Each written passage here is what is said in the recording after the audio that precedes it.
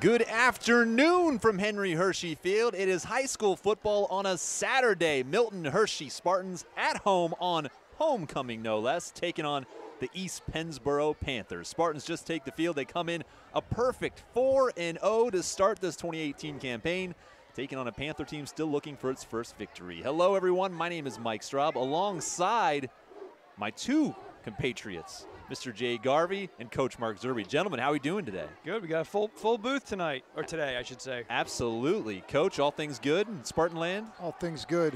Hoping for a good performance again this afternoon. Spartans are fired up. Let's take a look here as we welcome you into the booth high above Henry Hershey Field. It's chilly. I kind of wish I had a sweatshirt, you know, but definitely feeling a little bit more like football weather. Season. Absolutely. Well, I'll tell you what, things are give you a shake up of the standings as things get moving here right now. Give you a look at Mid-Penn Capital Division standings. Spartans a perfect 4-0 as we've been telling you. Palmyra up there undefeated as well after a win last night. Now they are 5-0, and you see down there in the bottom the Panthers from East Pennsboro. But I'll tell you what, guys, these guys are 0-4, but I think 3 of their losses within a touchdown, so they've been in some ball games, and they're a program that's used to winning some games. Yeah, I think last week they made an interesting game against Palmyra, threw the ball about 35, 40 times, so I think they're trying some different things offensively. Their starting quarterback has returned, and he's definitely a threat, so gotta be ready defensively. Well, let's talk about what our guys have been doing well. Battling through some injuries, still finding a way to win, and last week, what a performance. I know they're still talking about it. Yeah, Mr. Chiago and Yanwa. Yeah, he was on fire. As I mentioned last week, you know, pretty much displaying every thing that you want to see out of running back: speed, strength, ability, you know, agility. Just played so hard, and you know, and again, a lot of that credit goes to him. But you know, certainly we were very pleased with what we saw out of that offensive line. Went back and watched the game. You know, Stanford Mason, Isaiah Morales, those guys played a huge part in that. But no doubt, he is certainly a force to it, and I think he's starting to get recognized around the communities and you know, in the Mid-Penn, that you know, he's got to be up towards one of the top rushers now. 307 yards last week. You can't do that 26 quietly. Carries. Can't do that quietly. Everybody's going to hear about that. And Coach, some good news. We should see more of the two-headed monster this week, right? Naeem Cross back in the mix? Yeah, I spoke to him yesterday. He feels like he's about 95%. He's still going to wear his brace, but he's definitely excited, and I think they've put in a couple different formations to get them both involved. But just a quick comment on Chiago, just super humble too. Like, he's got a bunch of offensive linemen that want to block for him. Our rule number one has always been he's a good teammate, and he really is a sensational leader and a great teammate. Out there for the coin toss. And you know, the other positive for today, we have number 26, the freshman Dion Bryant, who was out last week with the concussions back. So we got our full arsenal today. Should be an exciting day offensively. We're about to break for the national anthem, but Jay, quick update on Stanford. How's his turf toe? Turf toe's pretty good. It's been, you know, back and forth. I think, you know, he'd get a lot of training, but you know, we saw him come back in for the second half. I think he knows how important he is. We talked about the fact that he took some ownership of not being in last time for that goal line stand. We'll take a break now for the national anthem from Henry Hershey Field.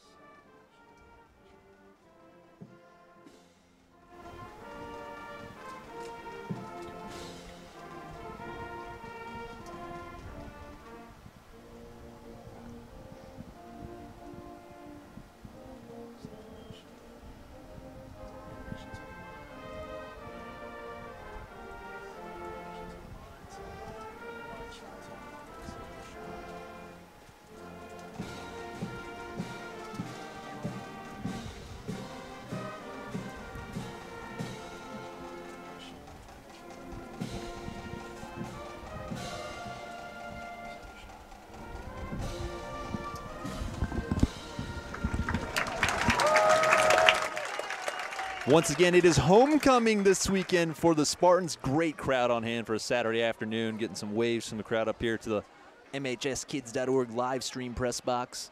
Yep, just had a huge cookout, tailgate over in the ice rink. As you know, we mention every year, homecoming at Milton Hershey School is not like any other that you would come to at a high school. You know, we have alumni here, been from the 40s and 50s. We got a couple of our, we can see a couple of our alumni of the year here in the crowd. Just a huge crowd here for for what's always a big weekend. Started yesterday, right, Coach? Maybe even earlier. Thursday, I saw some people trickling in for the, I believe it's the 88th homecoming. And it's always a special weekend for so many folks come back home. Something I was thinking about as I drove in, guys, is that when you're 4-0, everything starts to feel like it's going. You maybe get a little comfortable. Suddenly, the target on you gets bigger and bigger. And East Pennsboro, winless, they get hungrier and hungrier. In high school sports, things can change so much. You never know who stepped up in East Pennsboro practice. We really have no idea what sort of a team we'll see. And as we said, now everybody's watching the Spartans. Everybody wants to knock them off. So Spartans got to be ready right here from the opening kickoff, because this is divisional play. These teams know each other. It's going to be a good one. Well, and as you mentioned, there's no secret, right, about Chiago around the conference and everything. But you got to believe that other folks are going to be a little bit more aware of people like a Josh Parra, who's got 3 picks. Mm-hmm. He's got to become a factor, and things like that. Chris Farnsworth, do you kick to him? Coach Zerby mentioned last week that they were kicking away from him except for the one punt. What did he do? He scored. So. Well, the opening kick goes out of bounds, so it'll be a legal procedure against the Panthers get things started. And there was Deion Bryant back returning the kick, so good to see the freshman right back on the field, as we mentioned, back in the lineup after concussion protocol kept him out last week. I think East Penn would be okay taking the penalty. I just don't want to get caught or lost on a big play, and certainly Deion and those guys are capable of that. We talked about the Spartans sort of being back at their full arsenal. These guys have kind of been chomping at the bit to get going. So Tigiri Mavasiri leads the team out of the huddle. Chiago and Yanu in the backfield with him. As we said, we expect to see some mix-up with Naeem Cross maybe in the quarterback slot. And they see Naeem in the starting lineup on the field to get things started. So we haven't seen him in 2 weeks. Good to see him out there. And Tigiri's going to come out throwing. Lots of pressure right at him. He's going to go down with a big loss. Not the start we were looking for. Loss of 12, maybe 13, or they're marking right at 10, actually.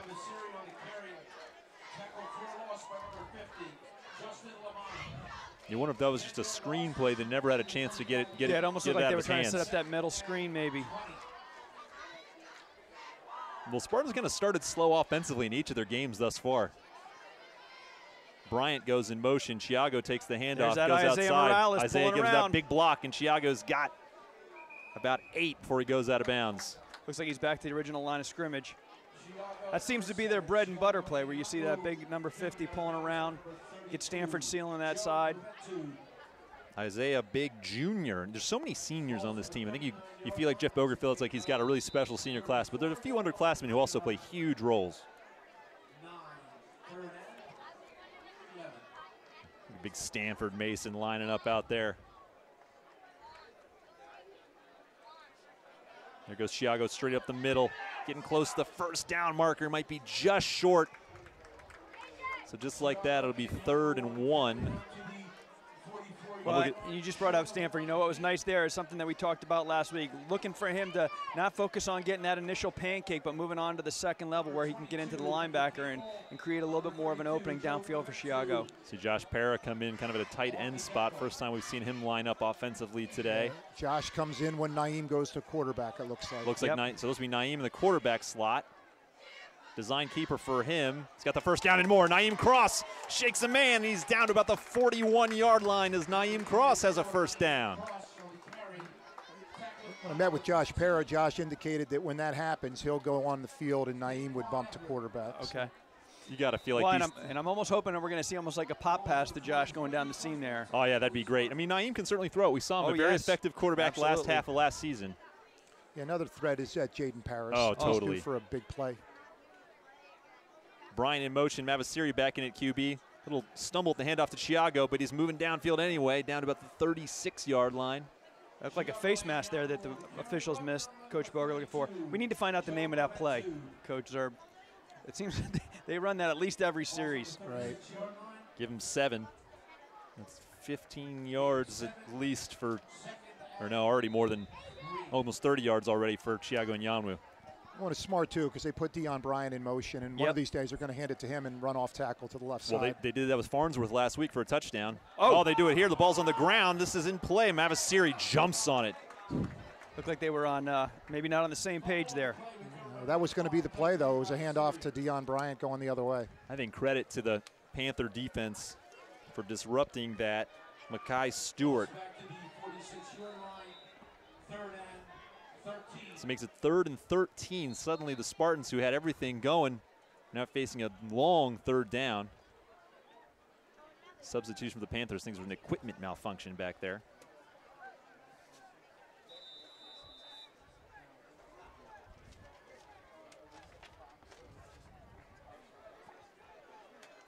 Mavasiri out there from the gun. Naeem Cross lined up to his right. Deion Bryant in motion. The hand goes to Naeem. Naeem with a hole, gets bumped, and he'll go down. So it'll be 4th and about 9. Number 24, Naeem Cross from the carry. I'll tell you what, just good to see Naeem out there. Yeah. You know, we were talking about this. We knew that the ankle was probably bothering him a little bit more than he was letting on. Just didn't have that natural, you know, aggressive running that we've gone accustomed to seeing. But I'm liking what I see. What about you, Coach? Yeah, he just said it was a lateral movement. He had a hard time cutting and planting a little bit. So Josh Para on the punt for the Spartans. Try to pin the Panthers back deep here. Josh Perrin, punt. Para, nice kick, nice floater. Looks like a golf shot. Dies at right about the 10. Nice hit. Who's there? What do you think? Only one guy. Chris Farnsworth has his first big special teams play of the game. Introduced to number 4, Chris Farnsworth. You know, I don't know if the mid-pen does like a special teams player of the year, but I can't think if there's anybody else around the area that plays as hard on special teams in all areas that he does. Yeah, and the Spartans haven't really been in a close game since week 2, so haven't really had a chance to, you know, impose his will on the game. But in one of these close games, it might come down to a Farnsworth special teams play that decides it. Yep. Well, we'll see, Coach, to see if they come out with that air attack that they did before. You know, I think that'll open up the opportunities for some of our defensive ends. Well, 1st and 10, they're looking to throw already. The ball's tipped, it's completed. Gain of about 5, so Nicholas Caroli, the senior quarterback, 6'4", throws it a lot back there for the Panthers. It was tight bunch, trips right, and a lot of time it's going to be the outside receiver coming in, or in this case, the inside guy going out into the flat. Good coverage there by Augie Thomas. Another young guy, sophomore, right, Coach? Yes. 2nd and 5. Caroli again, quick toss, completed. Looks like he's got 1st down yardage, tipped it to himself. It went 2 straight to Jackson Irwin. Empty that time, trips left, and then to try to put the receiver on an island, just trying to get short gains, I think. Well, we're going to need to see a pass rush out of that front 4. You know, we've talked about Clemente Ojanaka, his ability to get after the passer. Well, 2 straight plays, 2 quick tosses. And here's another one, another quick toss. This one is complete as well. Slips through a couple tacklers and a big hit. But not before the Panthers pick up another 1st down. Hunter Hanley, nice job getting out into the flat, just was unable to make the tackle. Tykeer Gibson delivered the hit. So 1st and 10 for the Panthers out to their own 39-yard line. No, excuse me, 34. Just waking up on a Saturday, guys. Yeah. We have coffee up here if you need it, Mike. There's lines on the field after all. Caroli rolling out of the pocket.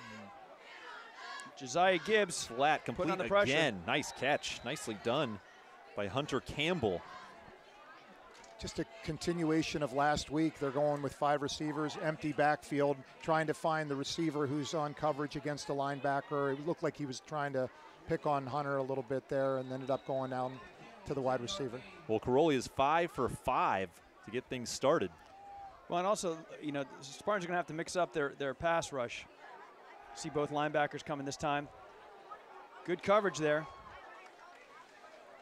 Nice job by Thomas Horan, a sophomore. Horan Thomas. Excuse me. Yeah, we call him Augie, and then he informed me last week he's no longer interested in that nickname as much anymore. So okay, strictly Horan now. Pardon me, Horan Thomas Jr. Appreciate if you submit that in written form to the communications department for us. He's a great young man, terrific kid from Harrisburg. All right, 2nd and 10 now. Ball at the 44-yard line. And Caroli finally hands one off. Nice job by the Panther offensive line to keep things moving. Quite a scrum there. Yeah, it looked like a rugby play. Give them 4 yards and make it 3rd and 6 and 3rd and 5.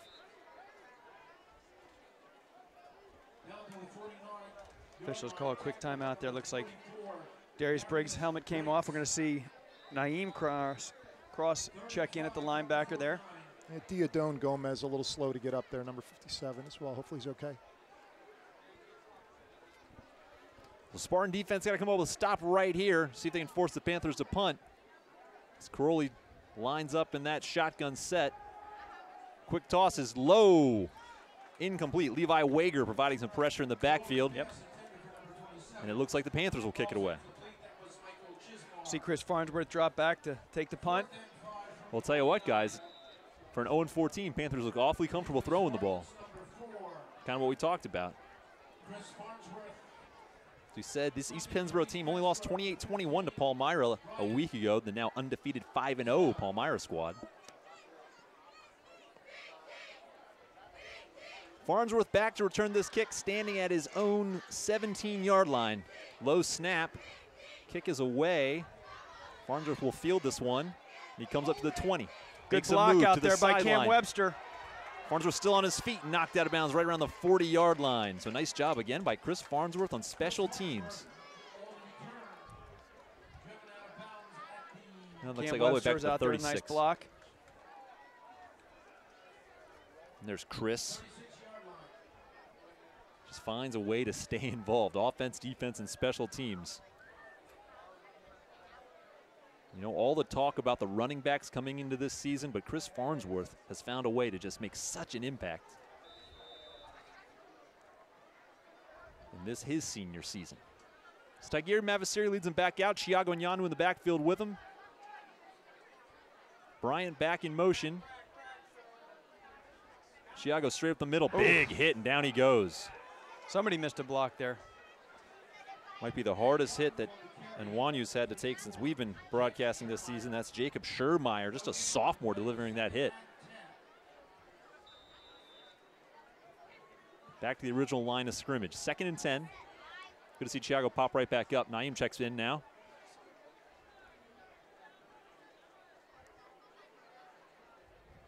Same formation here. This time, though, Tigiri's going to throw it. Puts it up for Jaden. Jaden comes back for it and skips out. Excuse me, that's Avon Cross. Pardon me. It's good coverage there. Vaughn had an opportunity to make the catch. Yeah, he's just got to go up and get it. Trying to throw off that back shoulder a little bit. And if you miss him too far. But that was, I think, a catchable ball. 3rd and 10 now for the Spartans. And guys, worth noting, Spartans, the only pass they completed last week in that big win was on the 2-point conversion. Yep. It's Tigiri now out of the gun. Bryant back in motion. Ball's on the ground, but Dion comes up with it. Scoots to the side and goes out of bounds. It'll be 4th and long, and I bet we're going to see Josh Parra one more time. Here he comes. Seems to be almost like a timing issue because I think that snap actually, Dion ran right into the snap before it even got an opportunity to get to Tigiri. He's fortunate it bounced back to him. Yeah. Have to work that out. Well, similar to the Hershey game, Boiling Springs, first quarter, something I got to kind of shake the cobwebs off. Yeah. Well, and you almost think defensively, too. You know, we haven't seen this many passes in all the games we've probably played already combined. So, you know, they're going to have to adjust what they do, play a little bit different defense. There's an illegal block on Chris Farnsworth that nobody picked up.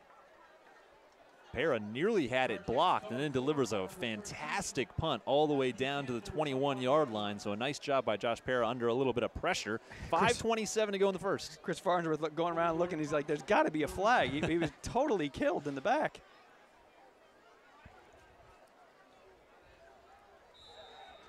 Well, that might be the only way that you can stop him on special teams. That's right. Clip him. So Caroli leads him back out here. 5 receivers lined up across the line. Another quick look on a slant. It's too high. Farnsworth coming up. You can see there they brought in the extra backer, blitzing up the middle, Darius Briggs. Irwin, incomplete. 2nd and 10 from the Panther 21. So 2nd and 10, nice job on first down by the Spartan defense, forced the high throw. I'll tell you what, Tykeer Gibson's had a not the most difficult season. The way the Spartans have dominated the line of scrimmage, he might really be tested today. Yeah, he's not that he hasn't been able to really be in the game, but he's certainly going to have to play a role today. Some reversal in the backfield. Nice job, Spartans Clemente. are all over it. See Clemente there holding that edge, which we talked about last week that he kind of has been struggling with. Really nice to see them out there holding that edge, turn it back in where the linebackers could be there to fill the gap. Cam Webster also back there. Yeah, Clemente did a good job of breaking down at the heels of the offensive line, not running himself out of the play, so he turned them into the helmets and didn't let the guy cross his face on the edge. So he's doing a better job of that. Loss of 3 makes it 3rd and 13, all the way back to the 17-yard line. Josh Parra up in coverage. Caroli, Ojanaka holding back. Comes Darius Briggs, grabs a man, still gets it away complete. Long way to go for the first down, and the Spartans eat it up. Nice job. Yeah, it was a middle screen attempt that got convoluted in there, to say the least. That was a nice job on defense. Well, you see Clemente kind of staying back. He knew the play. Yeah, he had some discipline there. Very, very nice play there. You know, in fact, doing what he was probably coached to do and showing some restraint, but well defended. Kind of figured this was going to take a little bit for them to get used to having to play against a passing offense like this. Well, nice 3 and out right there. 4th and 13 as the Panthers only got back to the original line of scrimmage. And they'll kick it away again. Farnsworth standing on the Panthers side of the 50. You know he's getting excited here. Ojanaka. He's going to get one. And there's the pressure. Forces a very bad punt. Spartans got to get away from it, run away. And Great Spartans field position. Yeah, fantastic. Yeah, you can feel Clemente is just kind of sizing it out. One of these days he's just going to lay out and catch it. All right, so Spartans really have life now. 4:26 to go here in the first quarter. Scoreless game on homecoming from Henry Hershey Field. Spartans in East Pennsboro. 4-0 against 0-4, but already I think you can throw that out the window. It's going to be a tough one. I think East Penn has pretty much decided they're going to pass, you know, and they're going to use the run once in a while just to keep you honest, or a reverse play. But I mean, they're coming into this with a game plan of a quick passing attack. Well, and what you see is when they have that spread offense, it really takes away the box. You know, there's nobody in the box except for the first 4. Another problem with the snap, and this time the Panthers have got it. No, somehow Spartans came away with that. Tigiri able to come away with it, but I sure thought Jacob Schurmeyer was on that.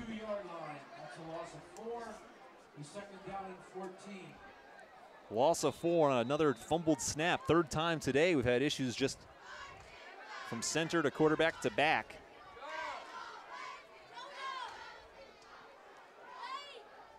Panther defense calling out Chiago. Chiago's still pounding it ahead. Picks up 5 or 6. It'll be 3rd and about 8.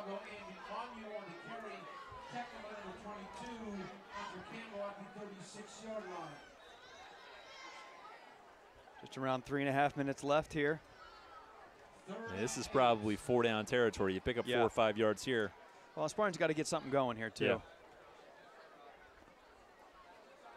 Tigiri looking to throw. Puts it down, man in pursuit. Got to get rid of it. And down he goes. So that might change the 4 down territory idea. Marquise Horton there with a sack. And Parra will come out and try to pin him deep. Hate to see that field position go for nothing.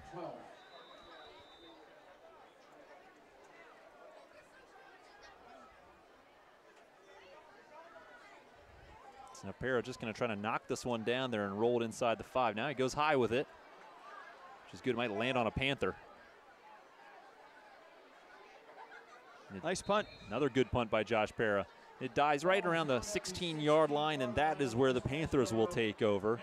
That's the Spartan defense to come up with another stop here. 2:42 to go in the first. Slow start here on homecoming. That was a missed opportunity there. Yeah. That 4 down territory, and that was something that definitely I thought we could have gotten a little sustaining Well, the offense drive. just looks a little confused. They're just not firing, you know, and you want to see them start to get on that same page. You can see on the sidelines getting a little exasperated.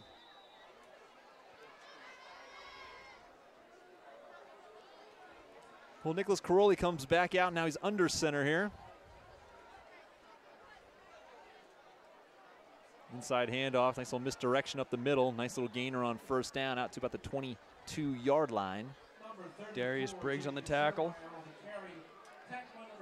East Penn is just either no back or 1 back, and they're going to try to balance you out with 2 tight ends, double slot, double split ends, neutralize the defense, and then just try to attack that way. 2nd and 4. Crowley back to his natural shotgun now. He's on a design keeper, Nice. going nowhere. He's able to pound ahead, though. Still gets 3 yards, Yeah. but they had him stopped in the backfield. Big kid. Led by number 81, Clemente Ochinaka. So 3rd and a long 1. Gain of 3 out to the 25. 3rd and 2.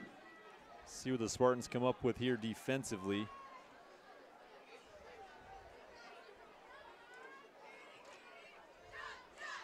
Hunter Hanley looming around the middle there. Yeah, looks like they're going to try maybe bring both backers up the middle. Rolls out and flips it out there. 1st down and more, out across the 40 to the 46-yard line. 1st down for the Panthers. Josh Perry about a half a step behind him there. Yeah, he's got to be on his backside hip, and he comes out of into that flat, and it just started with bad positioning. At the East Pennsboro 47-yard Which is the exact opposite of what we've seen out of him all year. He's got such good field awareness. 22-yard gain. Gain of 22 yards on 3rd and short. As the Panthers approach midfield, 1st and 10 from their own 47. There goes Clemente in pursuit. Briggs almost gets there too, and then he throws it incomplete. Hunter Hanley Good hustling pressure. over in coverage. Yeah, Clemente and Darius Briggs there. Diodone Gomes getting the pressure on. Incomplete. Ball comes back to the East Penn almost had a fumbled snap. That was a high snap. Yeah. I think Yeah. that caused him to get on his heels right from the outset. You see the advantage of a senior quarterback like Caroli. Has that sort of pocket awareness. Finding the space, still getting the throws away. Hasn't taken a sack yet.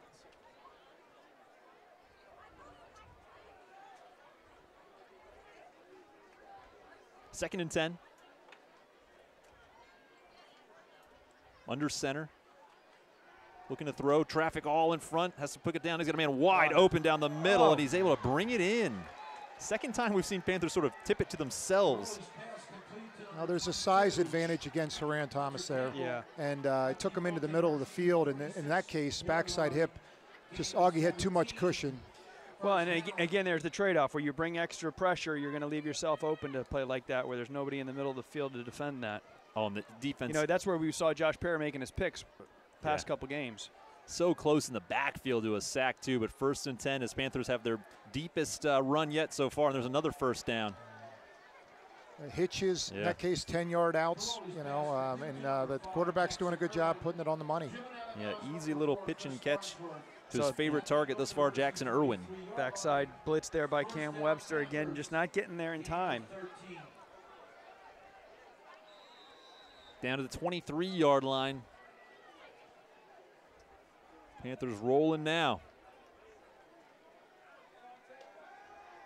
Here comes some pressure. More pressure. Forcing Caroli out deep, and he's Levi pulled out of Wager bounds. gets him.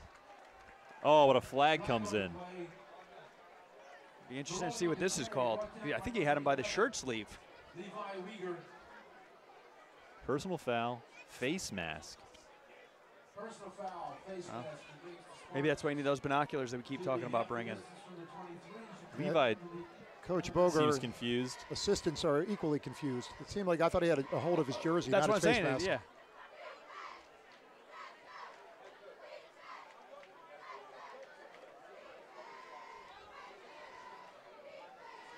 To go back and watch that one. It's a shame. There's a big sack there. It almost looked like the referee was explaining that this still counts as face mask. Maybe there's some rule change that we don't know about. I was just trying to watch the exchange between the ref and Coach Boger. So anyhow, hands the Panthers 1st down and 1. So that's the way the chain gang is lined up. Now that should be an intentional grounding. It is. Yeah, it is. Yep. They lost it down. Yep. Big play there. Levi Wager getting it. Well, maybe the previous flag sort of infuriated the defense, woke them up. Well, and you know what? This is kind of what we were hoping to see. Knowing we were coming against a passing team, is we've got such speed and athleticism off the edges. You know, maybe it's just a matter of figuring out how we're going to, protect behind this. But, coaches have been bringing pressure from all over the area. So. And if you're a coach, you love to see the short memory from your guys after Yep. a really tough penalty and a drive is going your way. Boom, there's a big crowd of guys that are now it's 2nd and 25, just like that. Yep. I'll tell you what, doesn't scare Caroli. This kid can throw it. Drops back. He's got some time here. Throws it out for Irwin. And look at Chris Farnsworth come up and make a play. Textbook. It was outstanding coverage by Farnsworth. Outstanding. Unfortunately, Levi Wager appears to be injured on the play. Looked like maybe him and Josiah Gibbs ran into each other.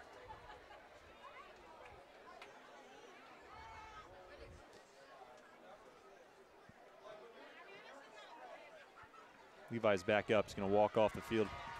No problem. He's holding his, he's tapping his chest. Wasn't sure maybe he took a hit there or bumped heads with somebody. Yeah, Hard to tell. I think he and Josiah hit each other. You see Jaden Parrish now check in.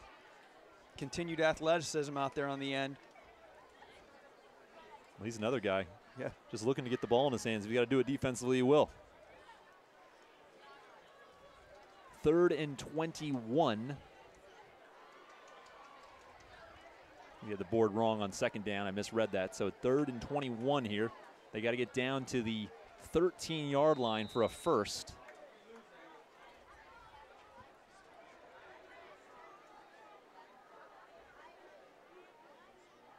Caroli, an empty backfield.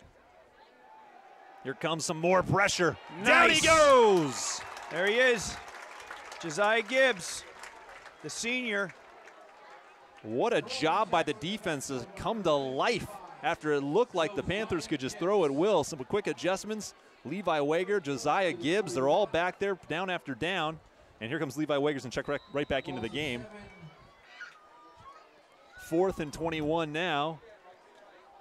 And Farnsworth will have to wait until the 2nd quarter to get another shot at a punt return. So guys, after one scoreless game, the offense sort of having trouble on a Saturday, but the defense has seemed to have woken up.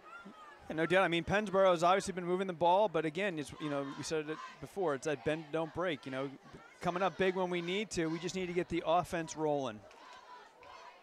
Well, and it's a 4-quarter game. I mean, you really have to pace yourselves. I was watching Cedar Cliff McDevitt last night, 21-0 in the 1st quarter, and then they just kept chipping away and came back and won an exciting game. Same kind of action down in Steelton last night between Steel High and Middletown. And so I think you just got to, you know, make the adjustments and play all 4 quarters. Yeah, speaking of that at Steel High Middletown game, that's one that matters a lot to everybody in this division, this side of the Mid-Penn Conference. Back and forth contest. Middletown pulls that out at Steelton 48-40 last night.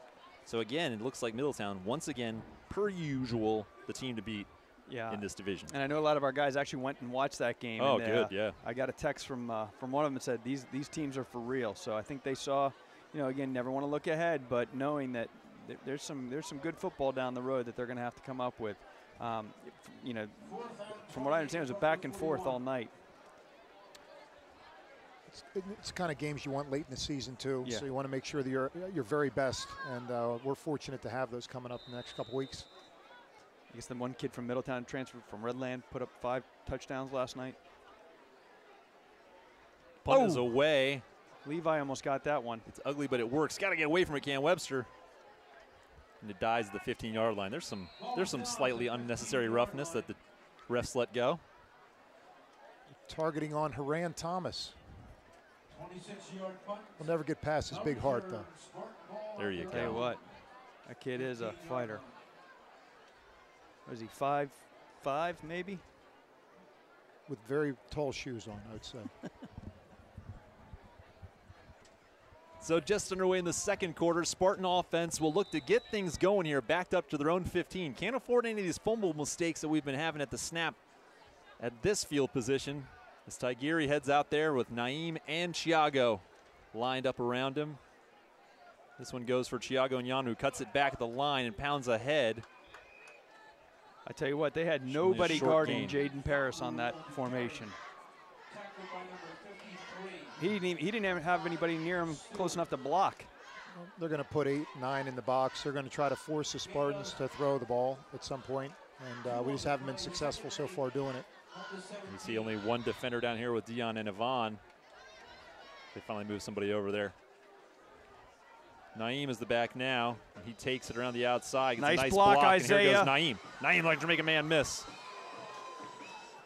An awkward ending to that play is Saw some lateral movement there, though, which was nice. I mean, that seemed to be what was his issue with his ankle. Good to see Hunter Campbell pop back up for East Pennsboro. He took an inadvertent kind of karate kick. Yeah. I needed a helmet there. Yeah. So first down for the Spartans. Naeem gets the chains moving. 27-yard line. See what Tigiri dials up here on first down. Here comes a blitz. Chiago goes right at it. And he's able Still to spin running. and keep going. Still going. And Chiago's still on his Still feet. going. He's got to move one last guy. Oh. You know what? I lost track of who was going in there, and all of a sudden he pops out with another first down. Unbelievable. If they were able to measure his yards after contact. Oh, it's yeah. Amazing. It'd be interesting to talk to an opposing defense because I think when you line up, he doesn't look like the most imposing character. No. There must be a moment in the game where they realize, wait a second, this guy is really strong. Yeah. Yeah, you certainly cannot try and tackle him above the waist. He's in the backfield again here. 2 consecutive first downs for the Spartans. 1st and 10 at the 42. Chiago straight ahead, moving again, carrying 4 or 5 guys one more time. Gain of about 7 or 8. And again, as Coach Zerb mentioned, you know, he was hit about 3-4 yards prior to that, but You see Yvonne Cross and those guys stalk blocking downfield. It's just hopefully close to being able to break into the open field and get one into the end zone. Well, there was a moment there, I don't know if you guys have spotted that, of his teammates keep moving Chiago back to the huddle. That something was said maybe after the play or a cheap shot afterwards. I don't think you want to make Chiago mad. and you really have to work to do that. He's such a laid-back kid. Naeem, another well-defended play. Oh, he loses his helmet. Oh. And a flag comes in. That's going to be on Chiago, I think. I think that's a carryover from the play before. Yep. Unsportsmanlike against the Spartans. I think he went and got a piece. It looked like the flag may have landed on Jaden Paris.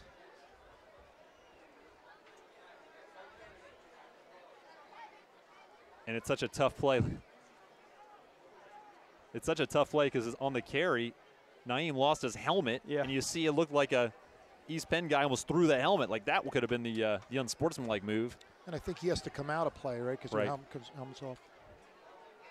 Ball on sportsmanlike conduct. 15 yards takes it down to the Milton Hershey 36. So that could be a drive killer, because now it is 3rd and 16.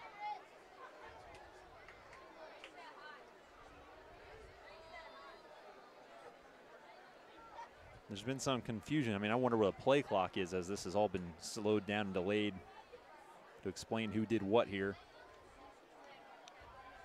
Let's see if Tigiri's got some magic on 3rd down. Bryan in motion. Handoff goes for Chiago. Cuts it back. Chiago's got to get through. And down he goes. Nice gain. Oh, another flag coming in. This is going to be on the Spartans as well. Another one. It's Aquan Burney with a little extra shove after the play.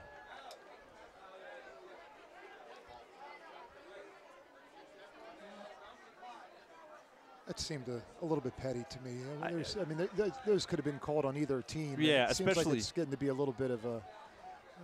Now he's just trying to make sure both teams stay composed, because we saw certainly as much or more from East Pennsboro players on the punt returns. Well, maybe this is what the Spartans need to do. You can see Stanford Mason are on the sidelines getting after his teammates.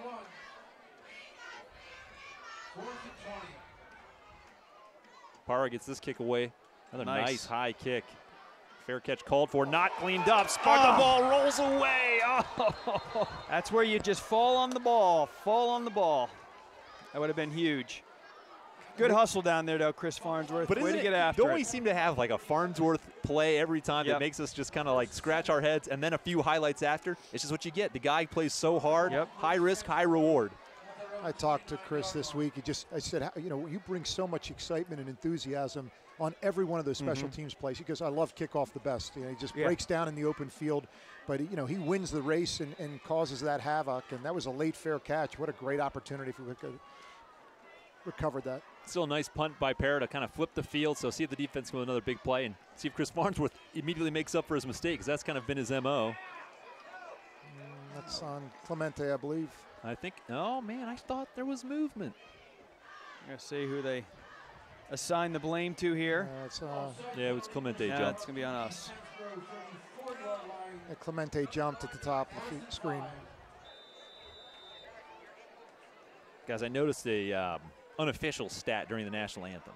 Not a lot of hair is left on the heads of any of our coaches. No. Very bald coaching staff here for the Spartans. It's a high-stress job. As they come up with another nice stop there, driving the Panthers in the wrong direction. So short loss on second down. It'll make it it'll make it 2nd and 6. That was first down after the penalty, excuse me. Somewhat of a glare up here in the press box during that off some of those bald heads. You see why the hat is such a popular look during the game.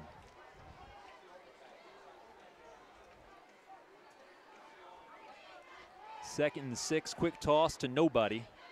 Some confusion out there on the sideline. Farnsworth in coverage. Yep. Spartans had that covered well.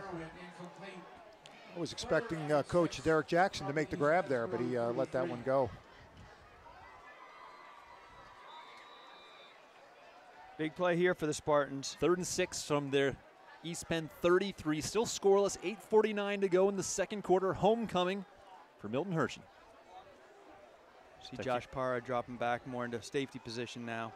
Design rollout away from Clemente, thrown out there in the flat, complete. First down yardage for the Panthers. Impressed with the East Pennsboro passing attack, and their quarterback throws a really nice ball. Well, and the receivers, their ability to get open. They do a nice job of getting separation. You can tell these guys spend a lot of time on these timing routes through the summer. They know where they're supposed to be.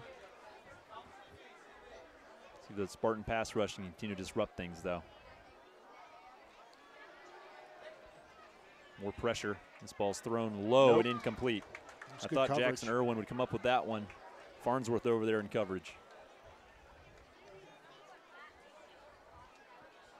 Irwin arguing Farnsworth was a little early in his contact, but to no avail. 2nd and 10.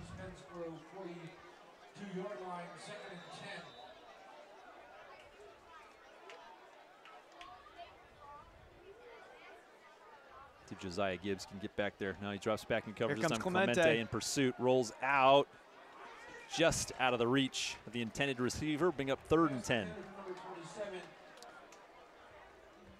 Augie Thomas, nice job on coverage there, right on the backside hip.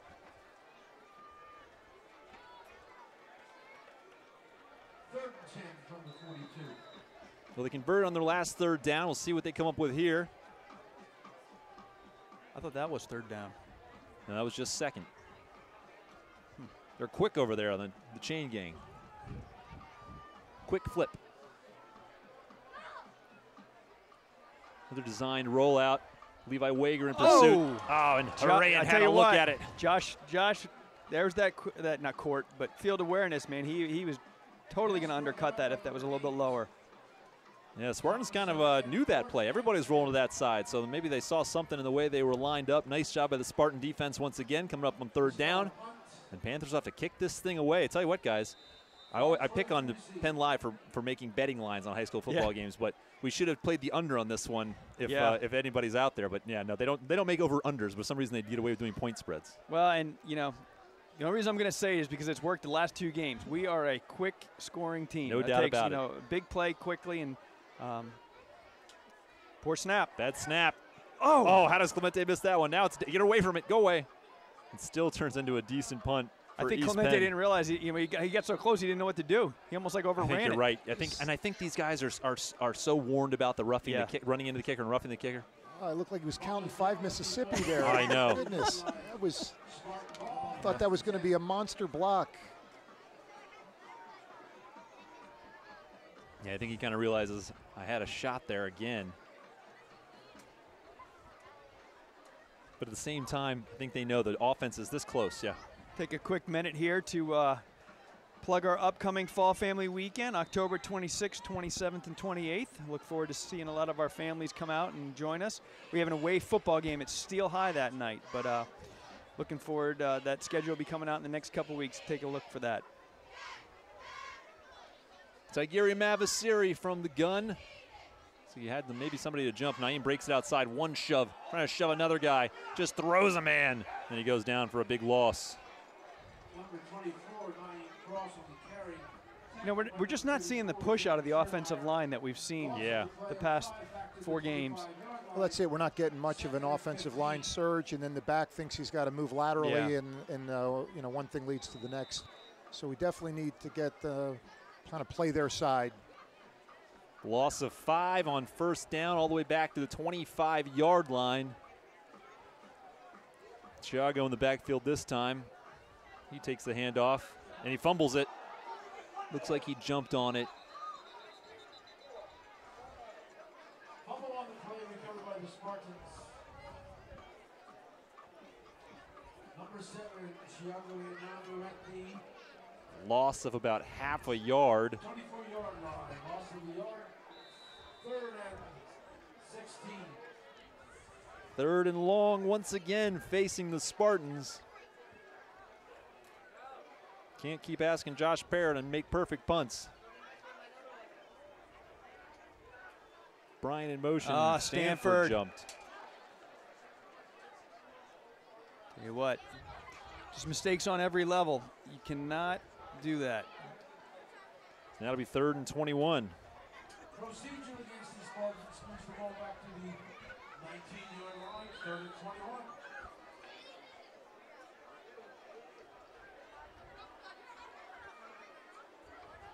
Brian in motion. Bad snaps on the ground. And Tigeri's just going to run ahead and take a hit. Well, that, gentlemen, was about as bad a 3 downs as we've seen this season. East Penn claiming that they got a fumble out of that, but I think the whistle was blown.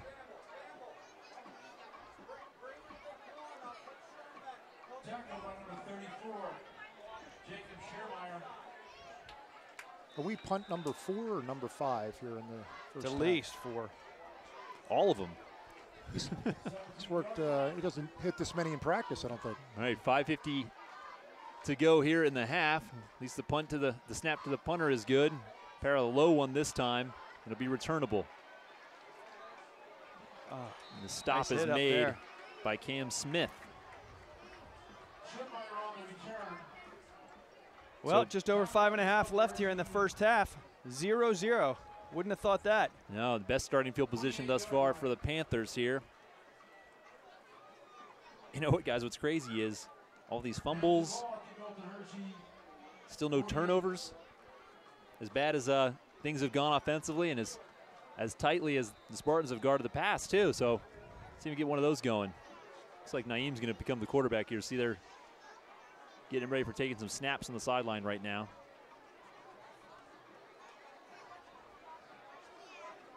Caroli. A whole bunch of pressure. Oh, and then the screen opens up.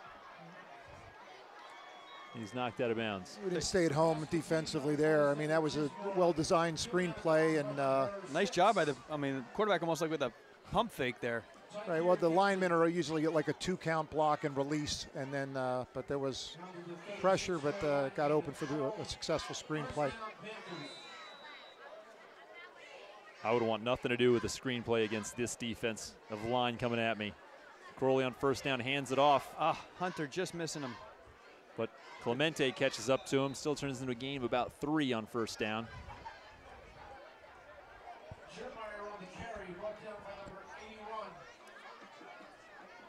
Approach 5:15 to go in the half.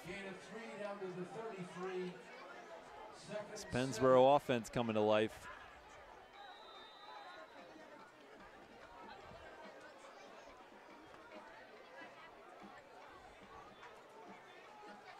Crowley back in an empty backfield. Quick toss over the middle, gets away from Hunter Hanley. First down again for the Panthers. Josh Para made the stop. We expected 40 passes maybe today, and they got to be approaching 20 at halftime. Oh, at least, yeah. I mean, certainly an offense that knows what they're doing. Again, we're not seeing that pass rush we saw a couple series ago that made the difference. Well, Crowley also getting rid of it awfully quickly. 1st and 10 from the 22-yard line. Here he comes. There he comes. Nothing you can do there. Now, big loss. Went the wrong way. There goes that man again. Josiah Gibbs with a big sack. Just like Jay said, I mean, it was a successful stunt, but I mean, he came in hard. Yep. 11 yards in the wrong direction makes it 2nd and 21.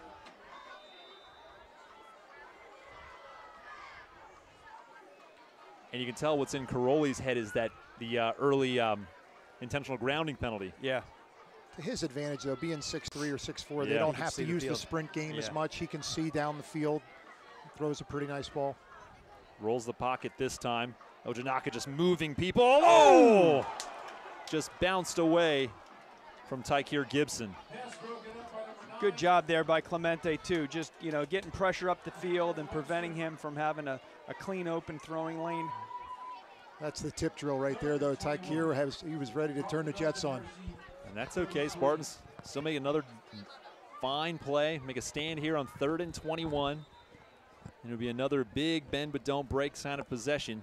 Got to come up with one more big play here. Keep your eye on the receiver on the close end of the field here, Jackson Irwin. It's been his favorite downfield target, and East Pennsboro is going to take a timeout and think it over. First time out of the half, 3:48 to go in the second quarter.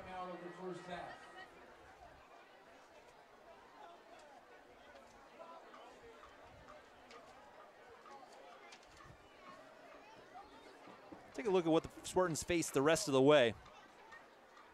This has been a homestand that really high school football teams rarely get to enjoy. Right. 3 straight home games after 2 on the road to start things.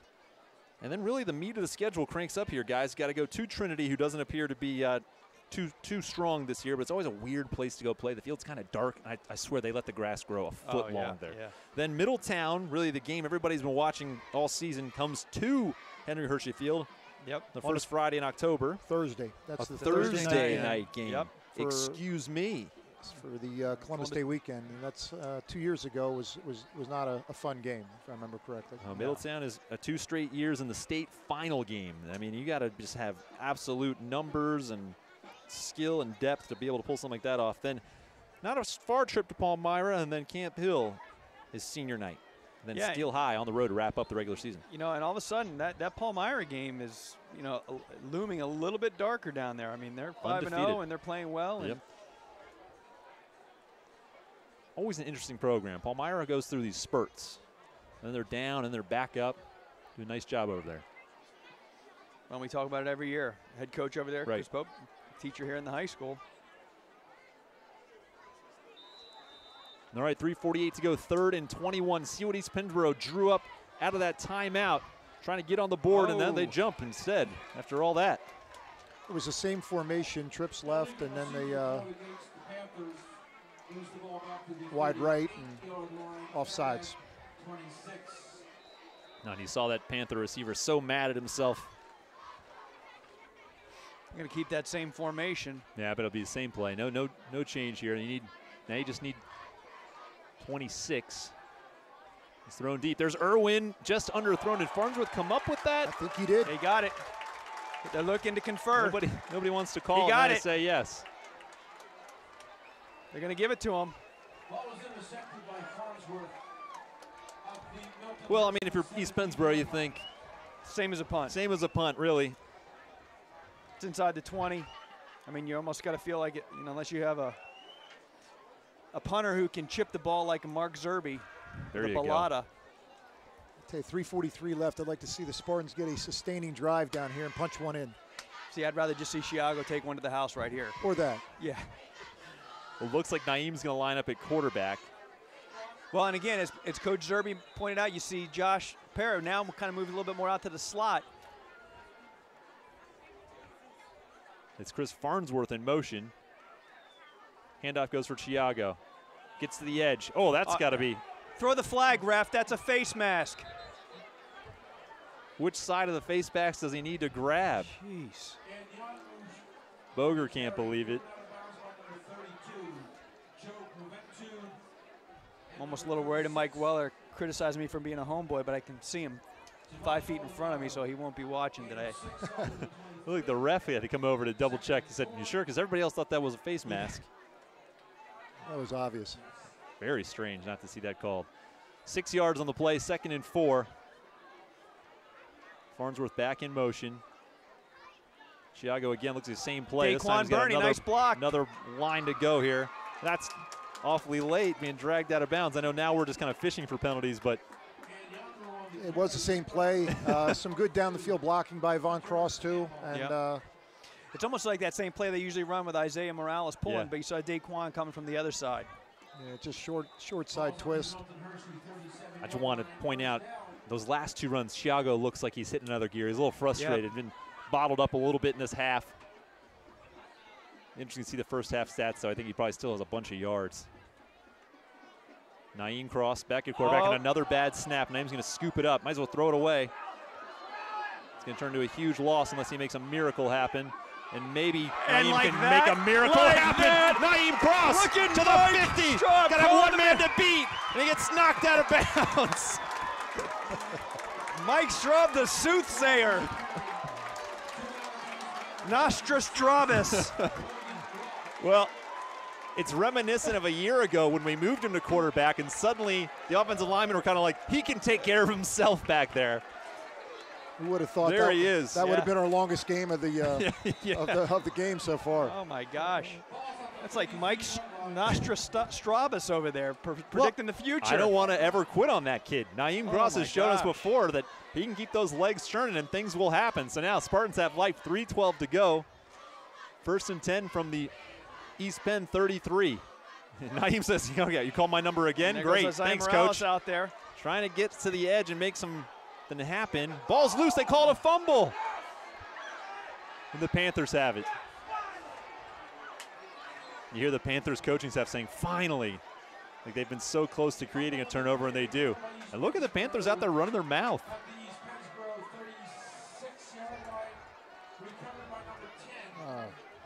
Again, And Naeem saying he was face masked. Or he had to bend down. Yeah, certainly. Looked like he was down, and Jeff Boger's calling for a face mask.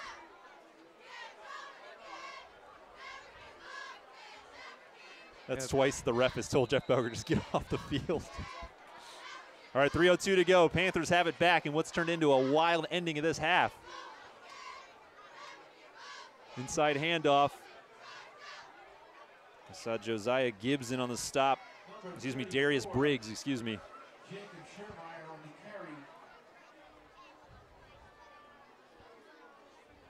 Gain of almost 4 on 1st down. Tell you what, we've had a lot of offense, it seems, for no score, but a lot of movement up and down the field, both sides.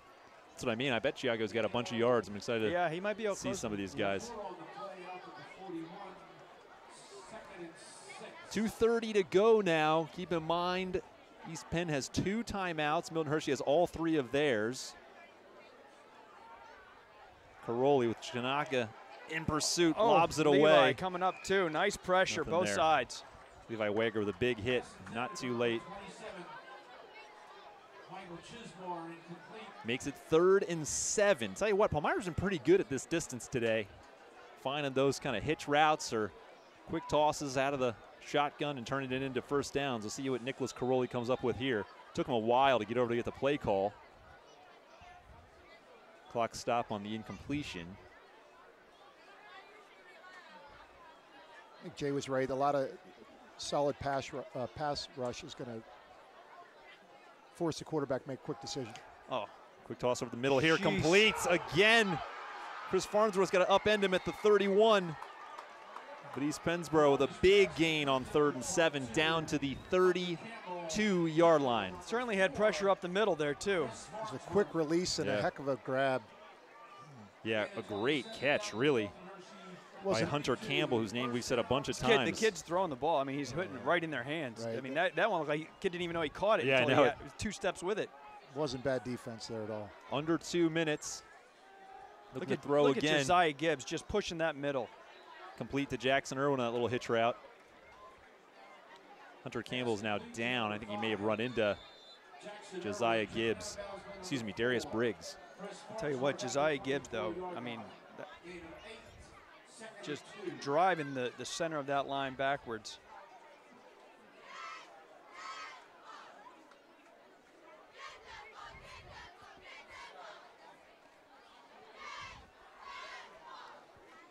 Campbell's now down on a knee for East Penn.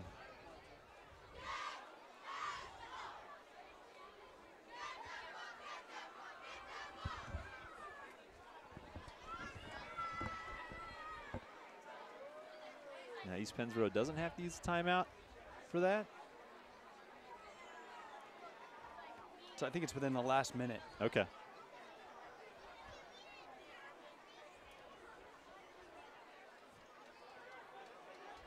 Second and 2 after the completion on the play. Now the clock is running. 1:45 to go in the half. Still scoreless. Ball at the 24-yard line. Caroli, quick toss. Good look job, who's Josh out there. Parra. Josh Parra, and he takes it away. Josh Get Parra going, just takes Josh. the ball away. There The big he Josh is. Parra all the way. Tuck the 20, ball away, 15, Josh. 10. Josh Parra with the first points of the game. Spartans are on the board. Pick six, Parra. Oh, it was the classic rip drill right there. Just ripped the ball right out of his hands and took it down the sideline for the score. I tell you what. 3 consecutive weeks. Can you imagine that? He's got to be attracting. I mean, Nick Saban, are you seeing what's going on here? Guy scores points. You got a 6'4", 200-pounder that can run like that, play like that. I said to JP, are your parents watching live stream? He said, no, they're making the trip up, so they're actually here today. That's great. So That's great. Awesome. Well, good. Hopefully something to be proud of. they weren't getting a milkshake for that. Well, that's a demoralizing one for East Pennsboro, too, who really played a good half, could never quite get on the board. Caroli's thrown the ball And well. look at that, an extra but point. the Spartans jump on the board, knock down the extra point. Andrew Harrington. That's right. Good job by Andrew. 7-0 Spartans. And the same way I said Chiago probably surprises people after a few plays going, man, that guy is strong. Parra's got to be one of these guys that go, wait a second, this guy is this big, this strong, and this fast? He just does a great job when everyone else is lulling you to sleep a little bit to make the big play. I mean, it's just been a catalyst like that all year long. Well, he's at it again late in the half. A huge spark for the Spartans defensively. And not at all the half I think we thought we'd see. I think East Pennsboro, we knew they'd be better than the 0-4 record they came in with. But to suddenly be here 7-0 after all this just feels like what can happen next? Well, and with all the offense we've seen, again, primarily through East Pennsboro, but, the Spartans also moving the ball. The only point scored are on the defensive takeaway there by Josh. But, we say we're a big play team, offensively and defensively, but pick six Parra. It's a game of momentum, too. I mean, you want to have points on the board when you go in at halftime. East Penn coming with a lot of confidence. Yep. Yeah, and out of character for them, for a team that's thrown the ball that much. They've been very strong with the football. Their snaps have been a lot cleaner than Spartans thus far, but 1:26 to go, and now Josh will give this one a boot. Fielded cleanly at about the 15 by Irwin. He cuts it back to the middle. Chris Farnsworth meets him over there and drives him down.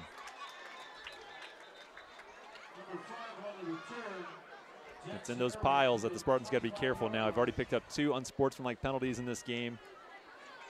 Well, and that's another thing. We've had so many mental mistakes, too. We've had some turnovers and everything like that, and still to keep East Penn off the board, that's theoretically that's a win for us here right now. Just watching 84 Jonah Ward come off the field. So excited to be in on that stop in special teams. Nice job by the senior. Well, and for the young kids here, and I think at Milton Hershey School, not too many high school programs play as too big a games as the Cocoa Bean and Homecoming are. Inside handoff. Spartans got it covered. Josh Parra out there on the end. It's always helpful when Clemente Ojanaka tracks 3 guys and Josh can come up and make the stop. Loss of 3. So back-to-back great defensive plays by Josh Parra. 22-yard line, loss of 3. Plays pretty good for a soccer goalie. Timeout on the field. Milton Hershey will use one of its 3.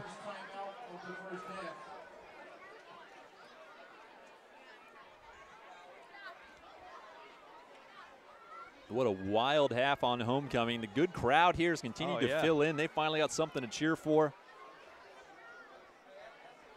I know the alums were having a good time last night over at the Lodge. Special weekend here in Hershey. Yep. Homecoming dance tonight for the kids. I think this year it's in the ice rink. Founders Hall being under construction, but a lot of people here. Oh, yeah, that's Mike. Yeah, I got to go talk to Mike. I knew he'd accuse me at some point, but I guess he's already. That's bold from a guy dressed in head-to-toe Milton Hershey gear saying we're too much of a homers in the MHSkids.org live stream booth. Yeah. So Spartans now looking to come out and make a stop here. Use those timeouts. 1:07 to go in a half that was flying by. I've also sort of hit the brakes here just in terms of sheer minutes. Now we're just being heckled. Yes. He's had Mike Weller telling us that was a basketball player that made that play out there. Some early tailgating for Coach Weller. I think it's led to some maladjusted behavior in the stands.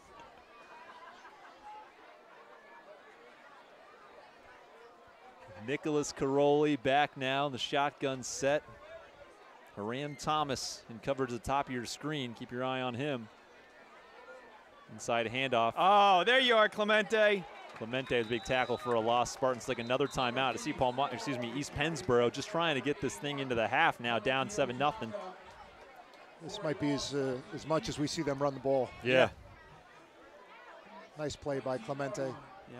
And you love to see the hustle. And a team that's not that comfortable with running it might create a turnover here and get another quick score on the board. Well, that's what I was going to say. Way things going right now with East Penn, the last thing you want to do is give the Spartans an opportunity to put more points on before the end of the half. And they've seen enough film to know that we can do that in a hurry. Absolutely. I was handed a pretty incredible media guide from an East Pennsboro parent who puts this together. This is the 40th meeting between these two programs. Wow. The Spartans lead it 23-15-1. They tied 12-12 back in 1991. Wow. Pretty incredible stats. Now, a year ago, East Pennsboro won this game 21-13. And East Pennsboro had the Offensive Player of the Year in the Mid-Penn Conference, a guy named Onassis Neely. And still the Spartans really held him to just 21 points.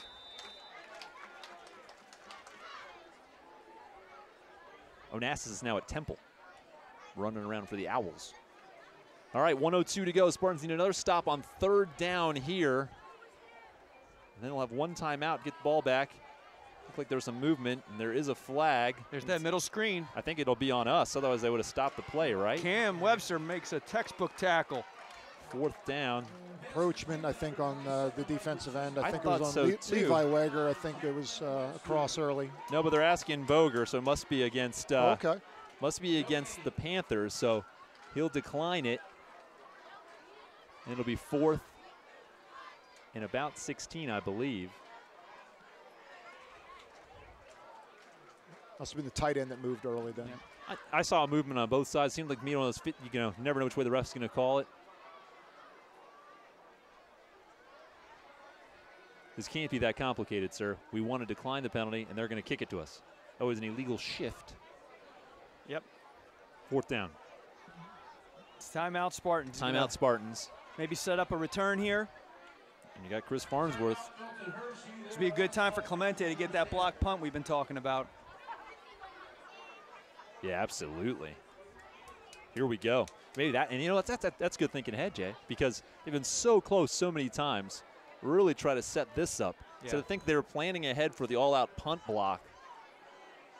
Well, and you almost have to.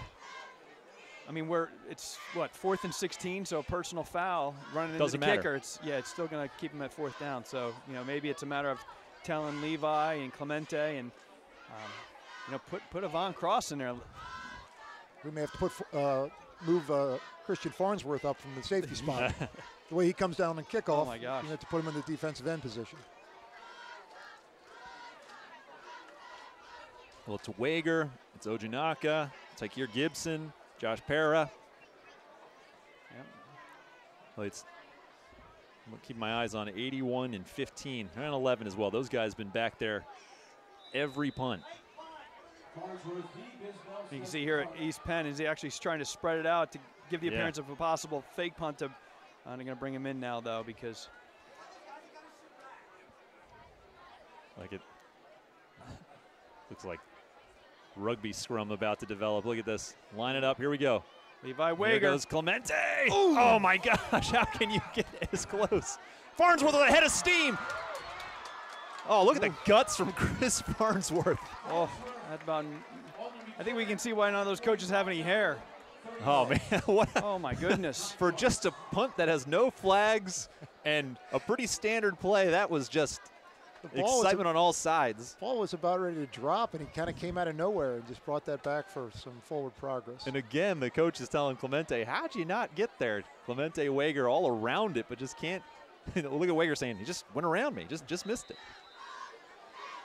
All right, so 43 seconds, no timeouts, and it's Naeem Cross from that quarterback spot.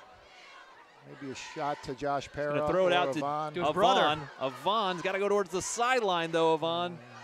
Split end screen, so Parra blocks running. and Avon gets it, but you're right, the clock's moving. Try to get out of bounds. I think the Spartans run too many 2-minute drills. But Avon's got to cut that towards the sideline. 25 seconds, Naeem Cross. 3 receivers to his right. He's going to throw it. He's stuck. Now he's going to fake. Keep it. Now Naeem's going Now to he's run gonna it. Got to get to that sideline or to the end zone. Take your pick, Naeem. He's out of bounds at the 5. Stops the clock at 10 seconds here.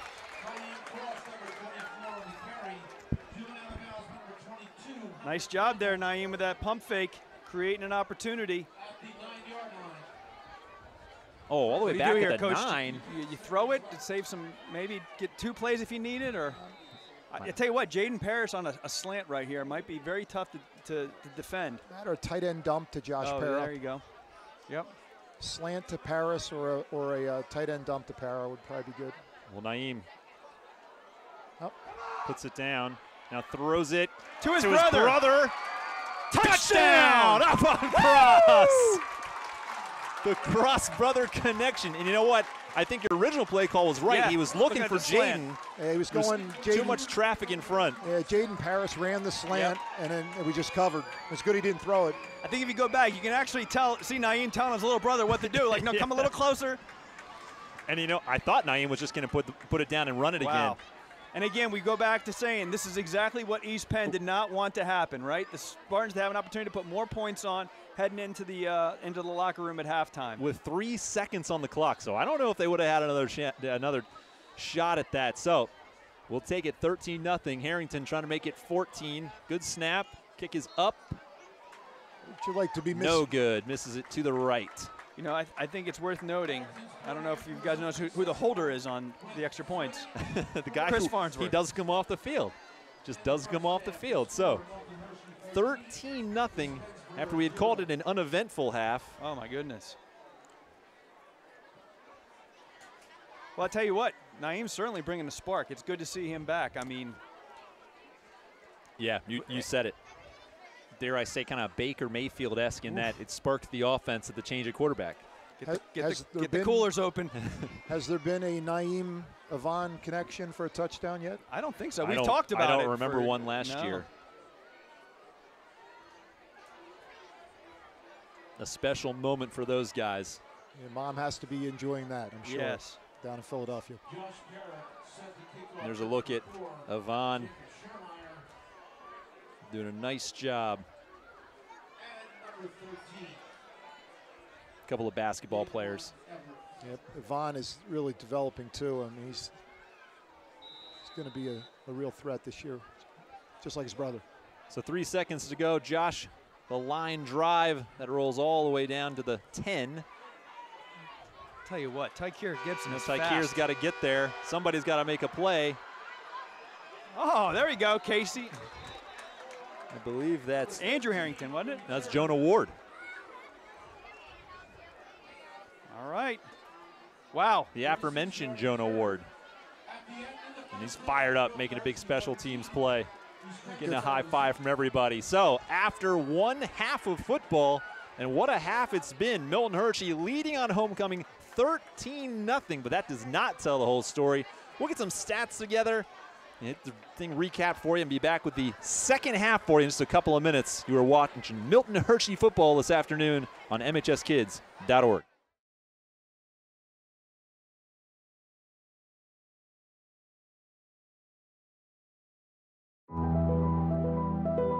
Good morning, everyone, and welcome to The Give, this year's opening of school celebration.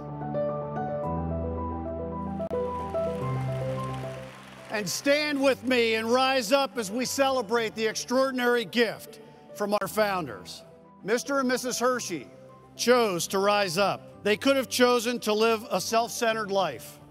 Instead, they chose to rise up in service to others. I mean, who gives away millions of dollars to make lives better for people that they don't even know? They aligned their gratitude with their intention to help those less fortunate. It's that unselfish giving that can be seen all over our campus and beyond. They outlined a vision for our home and school, and they succeeded because of their unwavering enthusiasm. As Ben Franklin once said, well done is better than well said. I say, we say, well done, Mr. and Mrs. Hershey. Their success has lived long after their lifetimes, and that is what we celebrate today. So as this school year kicks off, find ways that you too can give with gratitude. You may not be able to help thousands initially, so start by helping one. A new student, a classmate, a teammate, your roommate, a stranger. Think about ways that you can give back.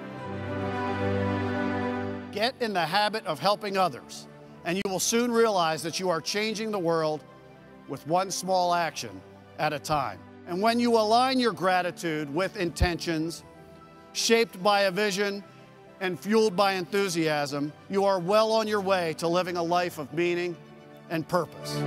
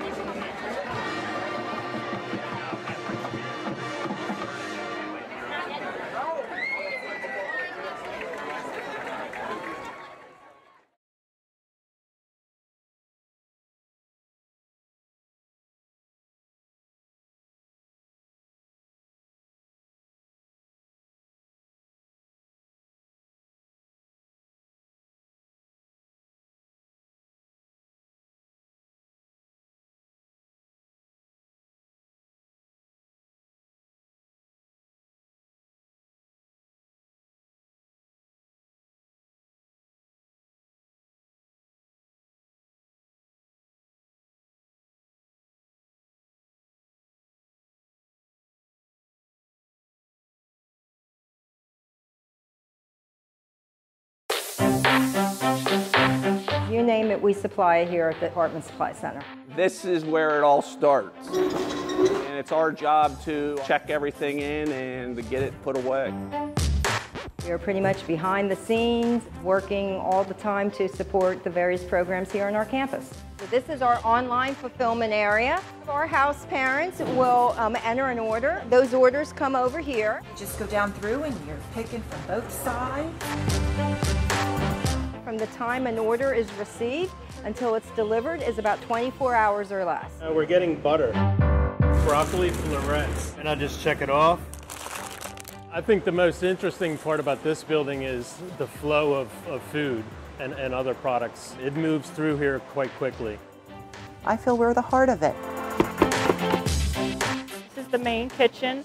We cook and supply all the food to the 3 campus schools, the health center, and also all the evening meals. Today I'm working on concassé tomatoes for a function that is happening here tonight. It just makes the tomato skins come off. I've been cooking for over 25 years. This is what I do, and I enjoy doing it, especially here at Milton Hershey School. There you go, brother. This is the dock in the supply center. We play a role, and we know it. This department, does a bang-up job making sure the kids are #1 priority. It certainly makes it easier for the house parents to be able to order this stuff and then have it ready and delivered to them. It's just one less thing they need to worry about so that they can focus on our students' needs. These docks, when we leave, we're done because the fridge is clean. There's nothing in the room back there. Off it goes, yep. It's a pretty amazing operation.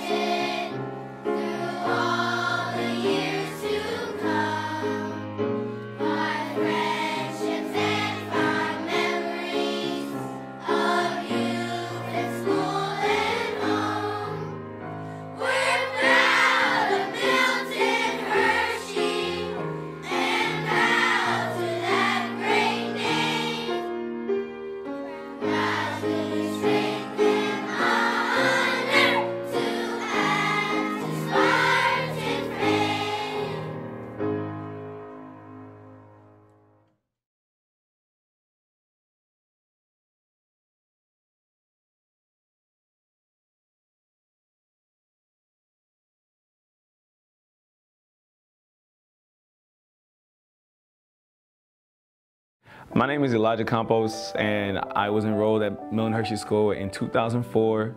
I was 7 years old. She is literally the backbone of everything I've done in my life. The simple things that so many people allude to take the steps towards success, I had at my fingertips because I was at Milton Hershey School. Right now, I go to Harrisburg Area Community College, studying with a major for business studies.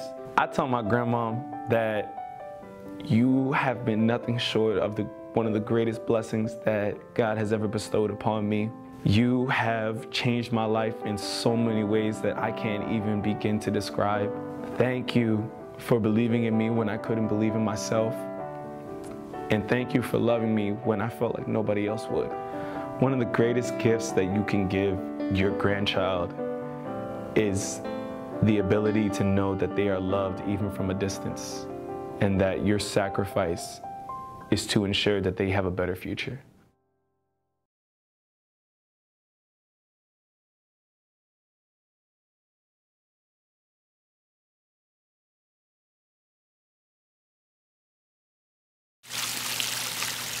It's really relaxing out here. It's like the sound of the waterfall soothes me a little. Yeah, very peaceful. And this is the Century Garden, a place that's in the center of the school. We're pretty early in the school year right now. The garden actually just opened. That's really cool. This is very nice. And the sound carries through the pipes. This space is perfect because we are outside, but yet they can kind of run around here and explore, and it's safe. It's a different experience each time. It's like you come once and it's like, wow, this place is great. You come again and you're like, I want to come here more often. It's a clock. At the Milton Hershey School, we're dealing with students who are coming from trauma backgrounds.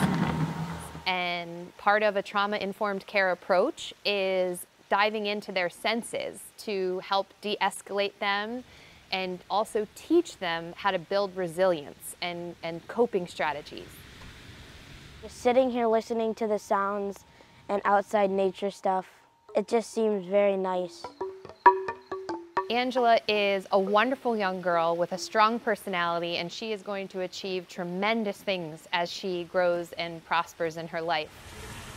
This one smells like, kind of reminds me of the smell of lemonade. In my opinion, I've never seen a place like the Century Garden. This one smells like a pine cone.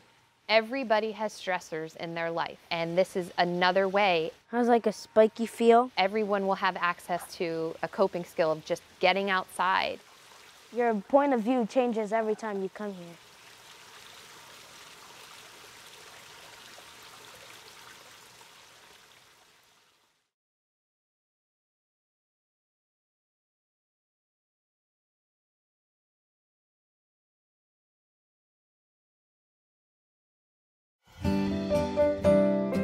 To me, reading is everything. I meet them at the door and my sign says, "Welcome to the Reading Sanctuary," because a sanctuary is a safe place. We start every class with 15 minutes of silent reading. It's almost like a mindfulness built into it, because they walk in, they know they cannot speak. They sit, they open their books, they're reading their stories. My name is Debbie Myers. I'm the 8th grade reading teacher on the adventure team at Catherine Hall. Well, you're gonna love this book. I tell them I will not force you to read a certain book, but we read. It's reading class. It literally says it on the schedule, reading. It's what we do. You will get to choose the book. Before, I came to the school, I didn't enjoy reading. A classroom library is vitally important to the success of our readers. Now I see that reading is more important. It helps you in life, and you can understand people better by the experiences of people in a book. They need to be surrounded by books at all times. The books need to be in their face. Students need choice. Students need variety. They need to be sitting here during a lesson looking over thinking, I wonder what that one's about. Maybe I'll read that one next. So when you look around my room, I'm obsessed with buying books for my students. Did it mention Dennis again? You're training your brain. So once your brain is used to reading the text and asking questions and making sense and visualizing, there's stuff going on in the brain while you read. It's not just words. Well, we've got good thoughts happening over here. Reading is thinking, and if they're not thinking about the story and having a conversation with the author and arguing with the characters, then they're not really engaging. Read 5 pages while you're brushing your teeth. Not only does your brain get stronger, but your teeth get whiter. I think for kids to get enthusiastic about something, you yourself have to be enthusiastic about what you're doing. My goal for my students is for them to become lifelong readers, lifelong learners. Reading is thinking, engage with the text, pick books you like, read as much as humanly possible, grow your brain, and that's what we do.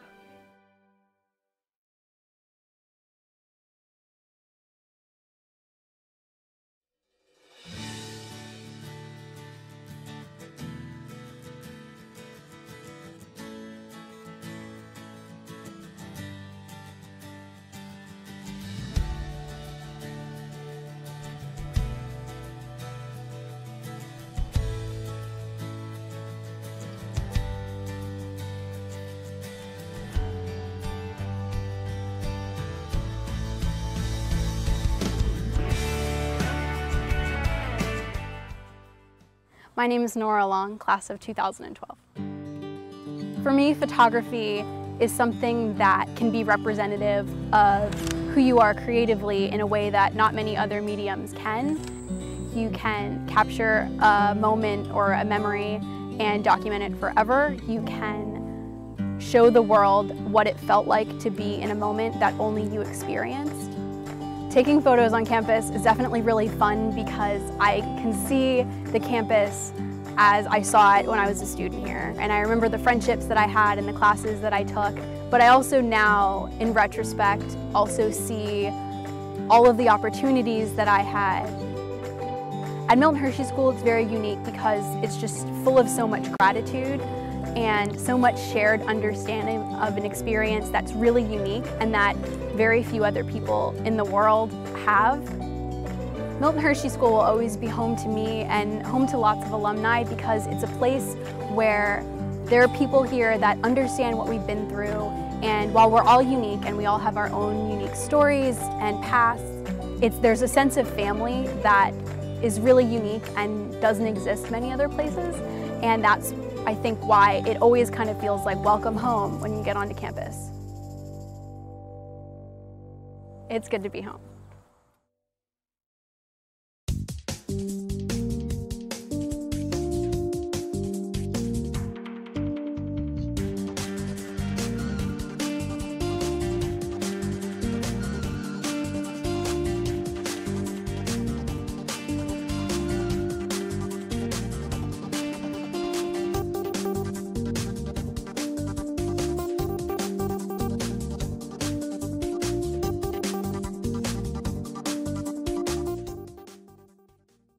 Happy homecoming weekend to you, Spartan fans. Milton Hershey football on a Saturday afternoon. You know, that's a little bit different. Not the Friday night lights. Got to shake off the cobwebs, and it was kind of a strange first half. But we'll attribute it to the time change. There you go. So here are the Spartans on top thus far, 13-zip. There's a look at Jeff Boger out there as the Spartans are stretching it out and getting ready for the second half of action against East Pennsboro. Guys, I tracked down some stats. There's a friend from East Pennsboro who does a pretty incredible stat job. So total yards in the contest, East Pennsboro's got 132 to Milton Hershey's 148. For the Spartans, 134 of those came on the ground. Yeah. And we talked about the two-headed monster at the beginning of the season that we expected Naeem Cross and Thiago Anyanu to be. Thiago's got 86 yards on the ground thus far. Naeem's got 73. Naeem got most of those on that really broken play that fell apart and turned it into a huge gainer. Give you another good stat. Chris Farnsworth, Mr. Everywhere all the time. He's got 6.5 tackles so far already in this contest to lead the Spartans. For the Panthers, East Pennsboro, tell you what, that Caroli kid, he can throw it 15 of 28 for 144 yards through the air. I thought he would have had a higher completion percentage. When you think about it, there's quite a few drops mixed around the outside. I mean, he connected on his first 5 or 6 in a row, but he's had some misses. Yeah. Spartans doing a nice job defensively up front. Now, there hasn't been a ton of rushing attack, but still, East Pennsboro being held at this point to negative 12 rushing yards. Wow. Yeah, I think as we talked about in the first half, a lot of it's going to come down to the pass rush. You know, our ability to get in his face, you know, maybe have him throw a half a second before he wants to. Seems like, as Coach Zerby pointed out in the first half, you know, they're relying a lot on like a timing route type situation. Anything we can do to mess up with that timing is certainly going to help. Well, Josiah Gibbs has 2 sacks in the first half to lead things. And a ton of pressures. Of pressures. I think it'll be critical, the pass rush in the second half, kind of keeping them on their heels, forcing them into quick decisions, and then our secondary has to keep everything in front of them. There's got a falls-like chill in the air, an overcast day here in Hershey. Not a bad day for football, though, out on the turf. This wraps up a 3-game homestand. The Spartans a perfect 4-0 to start the season, trying to make it 5-0 as they hit the halfway point in the regular season. And you say that confidently this year. These guys keep taking care of business. They'll be a district playoff squad. Spartans will kick it off to start the third quarter. Switching sides here. Yeah, forgot which way they were supposed to go. And if you're kind of just joining us, it's worth mentioning a great job of defensive clock management, utilizing the timeouts, pinning East Pennsboro back, and then scoring a kind of a 2-minute drill. They did it in just under a minute and it was Naeem Cross to Avon Cross as we've had a change at quarterback, and it's deja vu all over again. Yeah. Last year, Naeem Cross was a running back, then he was forced into quarterbacking duties. Now here we are, 5th game of the season. He's still recovering from a injured ankle, and now looking at him practice taking snaps, he's all set to be the quarterback again. As Para kicks it away to start the 3rd quarter here. Fielded about the 21-yard line by an up man, and it's dragged out to the 35-yard line, and that is where East Pennsboro will get things started in the 2nd half. Well, and we also noticed that Chris Farnsworth was getting some snaps there, kind of like in that slot receiver that Deion Bryant was. You don't know if that has something to do. We had a couple of muffed snaps and exchanges there, but maybe trying to look a little bit more poise and maturity back there.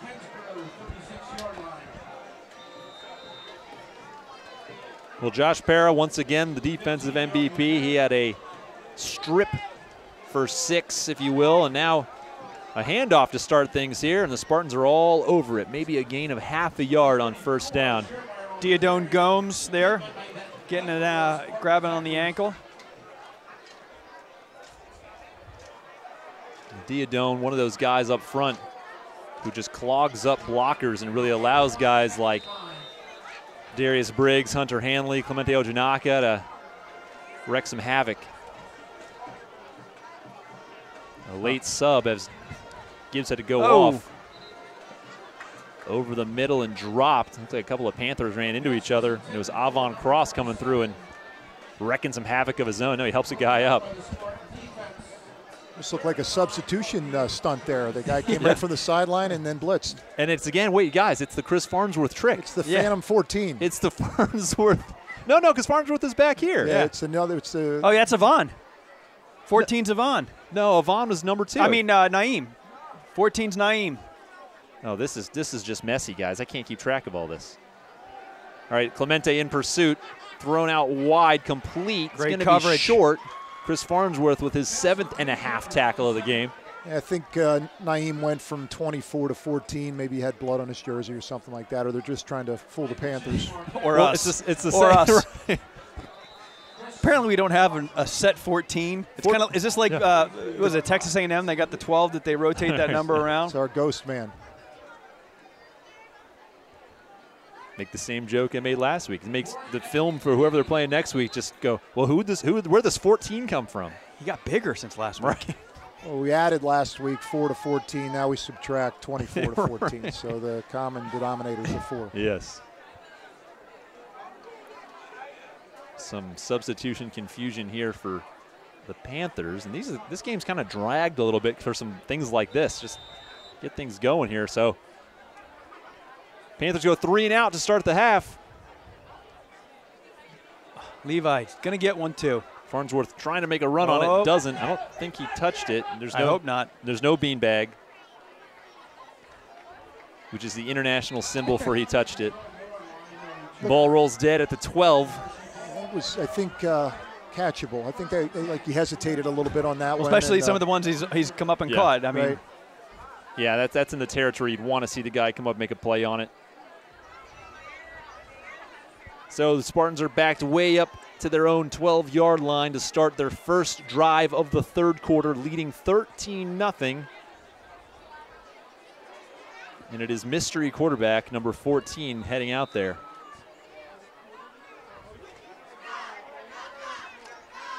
See Tigiri standing with the coaches. You want to see that. You don't want to see a guy get too dejected. You never know when his number is going to be called right back in. You got to be ready to get back in there. And it's Naeem Cross, made a jersey change. Designed keeper. Not a lot going on 1st down, maybe 2 yards. Chalk up another pancake there for Stanford Mason.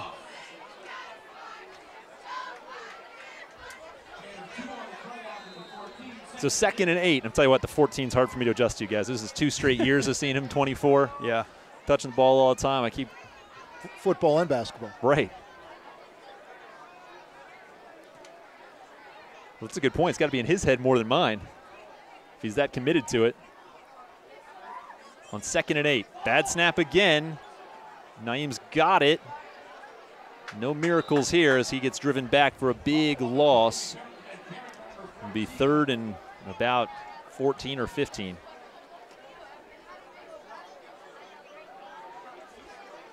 It's interesting, Coach Boger calling the plays, and then the assistant coach is signing them in. Yeah. One signing the real play, the others. Hopefully he's signing. Hopefully. A fake? The fake news. Well, you'd think since we have our own sign shop here, we could get those nice big signs that the colleges are holding up now. 3rd and 14.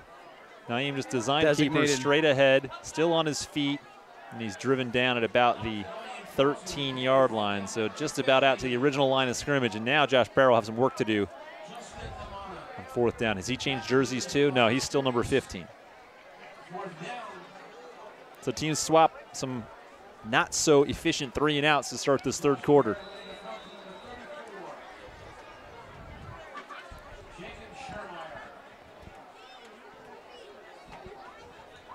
Parra's got it. Boots it away. Shorter one for Parra today. It's kind of a bounce. It takes a good bounce, but East Pennsboro scoops it up there. Nice job. They come from all directions. Yep, Chris Farnsworth's in there, though. Chris Farnsworth and Anthony Sanders. Anthony Sanders looks like a pretty well put together sophomore. 6 foot 185. Still problems with that exchange a little bit. It's a muffled snap, and punting from your own end zone. Well, you can see there they got Edward Van Arsdale taking some snaps now, a sophomore who played for a couple games there earlier in the season. Handoff on 1st down. They send him Good outside. job. Ball's on the ground. Ball's on the ground. Yep, Spartans Cam have got Webster. it. Cam Webster jumps on it. I think it was Levi Wager delivered the hit initially. Hunter Hanley in there as well. Cam Webster comes up with a huge turnover.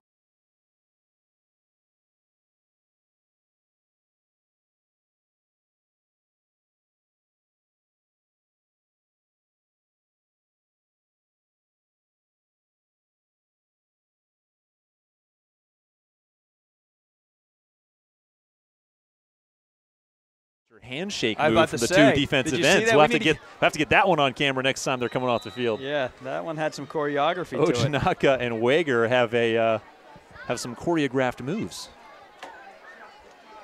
All right, 1st and 10 for Got a new Naeem center Cross. in there. Edward Van Arsdale's in at center now. Farnsworth in motion. Chris Farnsworth has a carry. Going side to side now, trying to go upfield. Spins into a man. He's driven back. Gain of maybe 1. Well, and you know, Coach, one of the things you talked about last week was Chiago. He's a north-south guy, right? And we seem to be getting away from that here a little bit. Actually, yeah, they give him 1. I thought Farnsworth should have maybe just gone for the edge there. Easy for me to say from this vantage point. He had maybe more real estate than he realized. Oh, he motions toward the quarterback, then gets a handoff, and then I think it looks like they're trying to attack the edge. But at some point, you got to square your shoulders, got to get upfield. Yep. 2nd and 9. Naeem looking to throw, going deep, putting it up for a man. Jaden can't get it, just out of the reach of Jaden Paris. Good coverage on the play.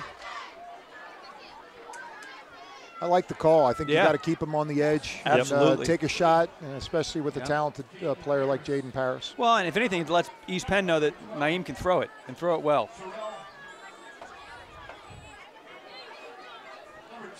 I wouldn't be surprised to see them come back to that again.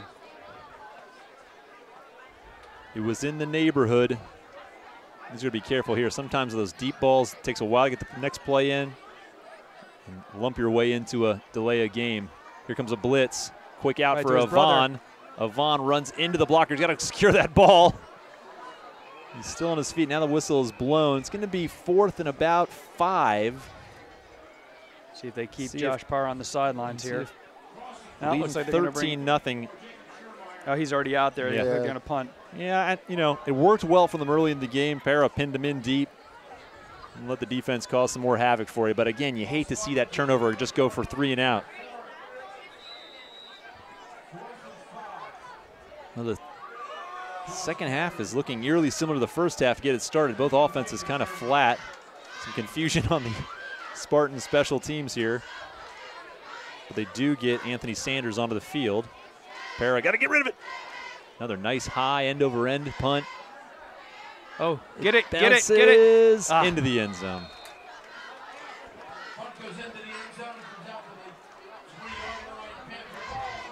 Parrow's got that look like somebody who just hit the iron so good. I didn't know it could go that far. Yeah. Happens to you a lot, right, Mark, where you just hit it so far you can't believe it? Usually hitting the group ahead of you.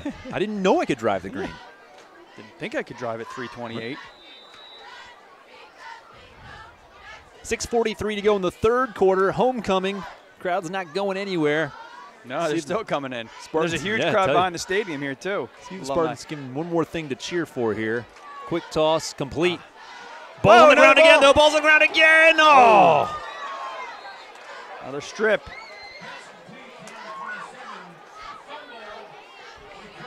Seems that they've run that a couple times now where it seems like Hunter Hanley's just about a half a step behind him. Inside backers jumping into the hook curl zone and just a little bit late. See Yvonne Cross now checking in at the linebacker, maybe trying to get a little bit more speed there in the middle. It's Michael Chismar on the receiving end of that. I think it might have been his first catch in the tight end spot.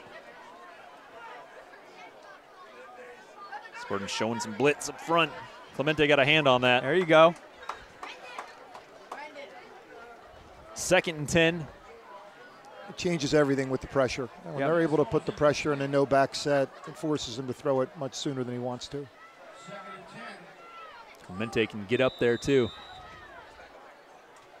A lot of athleticism from both defensive ends for the Spartans.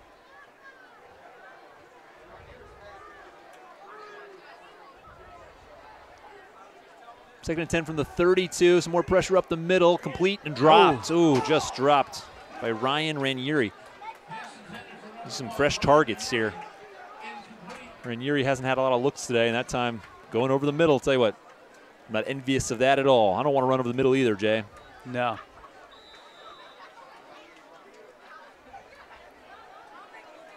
Big play here if we can stop this and force them into a punting situation again. 3rd and 10. Panthers line up 5 receivers, empty backfield. Hunter Hanley getting through it. Ball's on the ground again. Ball's on the ground again. Spartans scoop it up. Josiah Gibbs fighting down inside the 20. Tell you what, we talked about it's going to be all about that pressure. Guys coming from both sides, and then you see the power up the middle. Josiah Gibbs. There was a great just moment there where Hunter Hanley looked like a track star waiting to just bust out of the starting gate. And he just ripped into the backfield with a whole host of Spartans. Great blitz call there. Now, we've talked about good field position after turnovers. You can't mess this one up. Got to punch it in here. Yeah. I've said this before. This is a situation you just want to give it to number 7 and let him go north, right? Well, Naeem Cross is the quarterback. Josh Parra and Avon Cross to his left. Chris Farnsworth goes in motion. Goes back for Chiago. Well read by the Panthers, but he keeps away from him. Then he goes down hard at about the 8-yard line. But again, that first contact, he is not going to go down. No, I mean, East Pennsboro really prepared well. It seems like they can read these plays so well, but look at Chiago still turning it into a 4-yard gain. This makes it 2nd and 6. Ball now at the 9-yard line. Chiago and Naeem back there. Naeem's going to put it down and run it. It's we're going to have a hold. I don't know. That looked like a pretty good block to me. I thought so too. Naeem is in for now, but the ref is already signaling a hold. And it's hard. You see so few holding penalties been called in high school. They give the guys a lot of breathing room. Might have been on Danny McKinney. Quarterback draw was the design. And targeting on Chiago, so it was a nice call. Just a shame for the hold. It's 10 yards from the spot, and I think he was right around. Actually, so look, it's not so bad because he was out past the line of scrimmage. So, see Clemente checking in here on offense. Right about the line of scrimmage, I should say. So, to make it 2nd and about 15, it looks like. Ball at the 18-yard line. So you can get a first down if you get down to the 3.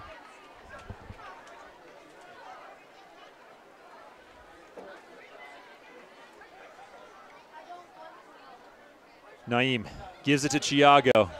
Running to the empty side, and there's nothing but Panthers over there. And again, you mentioned, it's almost like they've got a pretty good idea of what we're going to try and do here.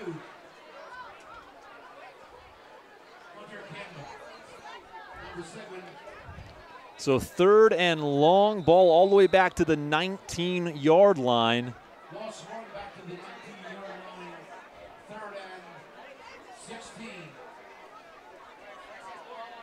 Spartans don't have a ton of kicking game options, so certainly probably a 4-down territory. Look for 8 or 9 here, and then you have something to shoot for on 4th down. Naeem on the QB keeper that worked before, and he's still on his feet to the edge. Yep. Naeem cross, running over the last man and scoots in for the touchdown. No laundry on the field. Tell you what, very patient running there from Naeem. Usually you see him want to just put his shoulder down and do some damage, but it almost looked like he was surprised at how the play just kept going. He went, oh, wait a second, now I'm at the 5. Oh, I guess I'll just walk in. So touchdown, Naeem Cross. Good for a guy who had so much expectations to start the season and kind of, unfortunately, walked into an ankle injury somehow and now leads his team into the end zone. Milton Hershey on top, 19-0. Harrington on to make it 20. It's up. No good. So 19-zip.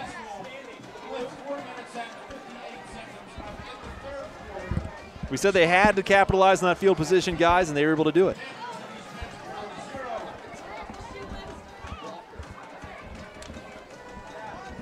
Also, credit to the defense. Multiple turnovers now, already just in this half. And suddenly the wheels will come off for the East Pennsboro offense. You look at possession late in the 2nd quarter. The strip turned into a touchdown. Then they couldn't get anything going. Milton Hershey turns it into another late touchdown. Now multiple turnovers in this quarter. So East Pennsboro's over there, got to regroup. Yeah, too many fumbles in the 2nd half so far.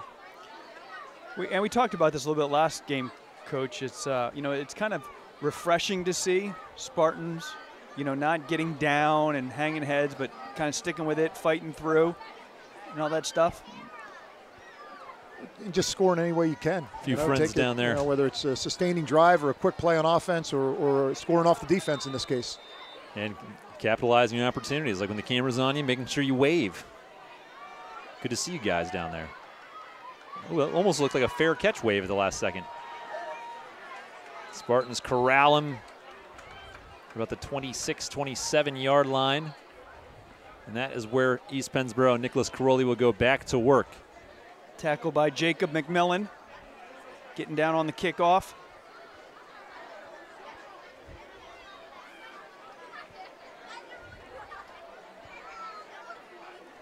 Number 29 on the return, number 56. Well, Josiah Gibbs came up with the fumble return in the last possession, turned it upfield. He's also got some sacks today. Might be leading the way for the defensive MVP. We'll talk about that as we get later into this contest. Caroli on an option inside play. Shovel pass, but again, there he is, Josiah Gibbs. Didon Gomes jumping on for measure. Hunter Hanley in the backfield once again. But, the thing about Josiah Gibbs is he makes an impact on every play in some form or fashion, whether he's, tying up other blockers or just making a play. But he is a factor in every single defensive snap. He's a great motor, too. He does not quit. Darius Briggs lining up for the blitz. Toss a little over bit better, the middle. Better coverage that time. I knew it. That time it just looked like you start to run that play so often, and Hunter just kind of caught on his hip. So the ref that's standing right there looking at it doesn't call it. It's the guy from all the way back the field. 2 guys called it. Hunter kind of taps himself on the head, thinks he made a mistake, but it was just a timing thing. He was really just kind of, the player ran right into him as the pass is being thrown. Just a sort of timing penalty. Still a hand of first down to the Panthers. Defensive pass interference against Milton Hershey's defense.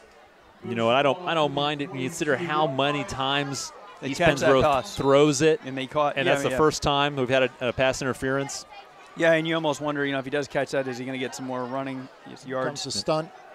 There you go, again. Josh. And it's picked off. Oh, what a play by Von Cross. A flag comes in. Are they going to say Josh? Are they going to say Josh? And they're pointing at us. Pass interference again. See that one? Now I think this is a situation, right? Both players have the same chance for that ball. Right, agreed. It looked like a no call.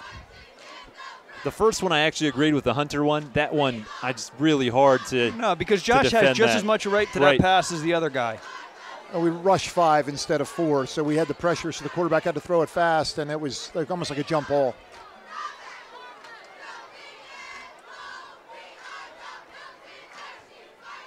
Along those lines, it's always the one where the guy said come back for it. You always feel bad for the defender. But that one, Josh did everything he was supposed to do. He really didn't do anything wrong. He guarded his man. The pressure was there. And East Pennsboro's bailed out by the flag. It was a late flag and negated that interception. Yep. You say East Penn's going to probably try and run the same thing. This one's just overthrown.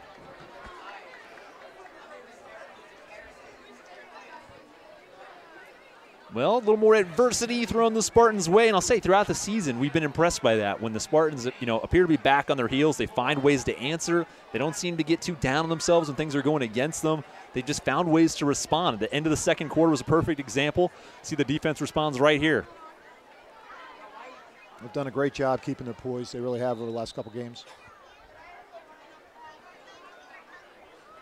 Again, Hunter Hanley just lining right up over center. Not even trying to hide that blitz. Here he comes. Creates some havoc, and it's thrown short and complete. Give him about 5. They give him the yard on the slide. Of course. Maybe a long 4. It'll bring up 3rd and manageable, though. Curley's been, as we said, pretty successful in this distance throughout this game. See what he comes up with here. 4 minutes to go in the 3rd quarter. Russian Hunter again. Yeah, they're not even trying to hide that anymore.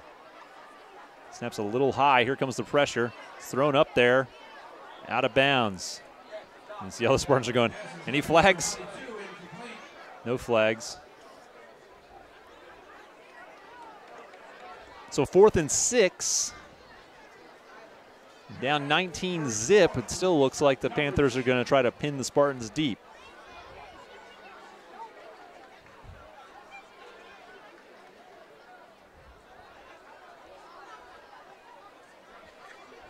Spartans got burned on a fake punt against Boiling Springs. Wouldn't be surprised if they would try something like that now. They need some momentum.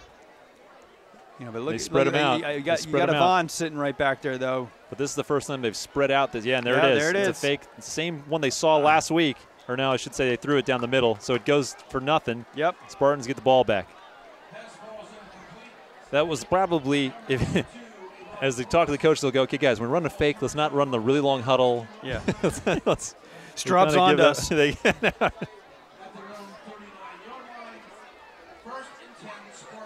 Farnsworth is just over there going, see, I told you they wouldn't kick to me. Yeah.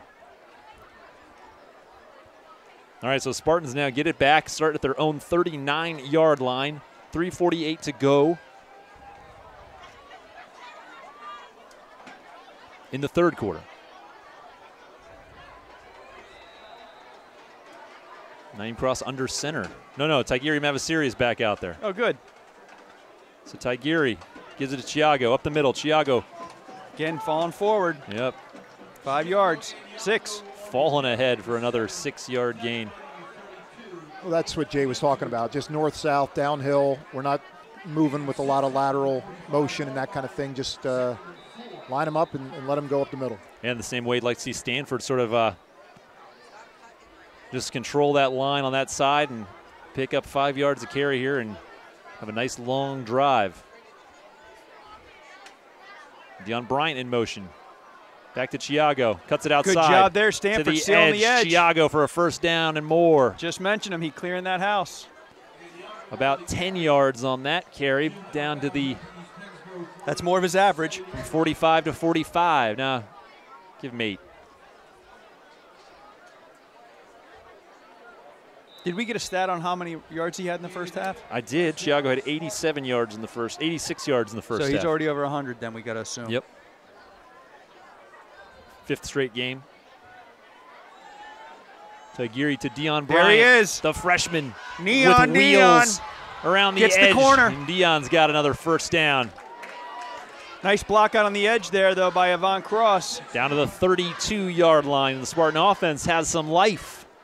He is fast in the open field. He is. He turns the corner. And You had mentioned it earlier, Coach. That's something that, that's what they're trying to get to, right? Trying to get to that edge, open it up.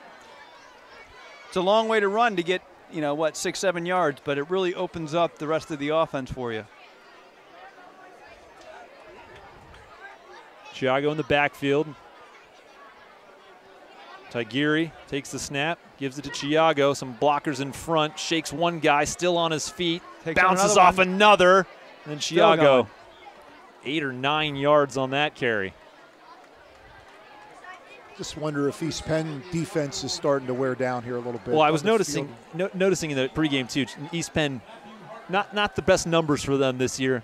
A few times this year, I've got to think teams look over at the national anthem and think how many Spartans are on up going, oh, man, they got a lot of guys. And, I think we're seeing that right now. How many different guys are coming? You've got, different guy at quarterback. You got different guys running that, we've got about 6 or 7 guys that are touching the ball on the play or could touch it on any play. Now, it's a huge advantage that the Spartans can have, an offense and a defense. Here you see Chiago and Naeem have kind of switched their positions. I'm going to give Naeem now a chance. Naeem spins off a man. And he's going to get the first down. Towards the 20. Yep, first down for the Spartans. With the exception of Chris Farnsworth, who you never take off the field, the Spartans have the advantage of not having to, they can have 2 platoons. Farnsworth never gets tired. Right. The old slogan goes, and the legs go, the heart soon follows. So fatigue can get the best of you. Well, and again, not to try and read into the minds, but East Penn, they haven't put up a point yet. And, they've had some success, and it's like, man, what more do we have to do? Yeah. Tigiri to Chiago on a blitz. They come up empty, and Chiago just says, if you guys don't mind, I'd like to take it to the house. Unbelievable. Chiago and Yanwu. Unbelievable. 21-yard touchdown that felt like a lot more than that. I think he shook all 11 guys on the field, at least on that possession at some point. Well, and on that play, holy cow. It's almost like if those 2 guys who almost catch him in the backfield don't get a chance, you're not going to get them. Well, there's guys in the backfield who touched 21 him. yards right there. 5 more guys line of scrimmage, and 4 more guys after that. That makes 11. And Jay mentioned earlier, you can't tackle him high, and you cannot arm tackle him, and that was poetry in motion right there. No, you try and tackle him high, you're getting a free Uber ride. 25-0. Milton Hershey on top. They'll go for 2 with Naeem wearing the jersey of the mystery number 14. Officials timeout. Looks like we have maybe an equipment issue for East Penn there.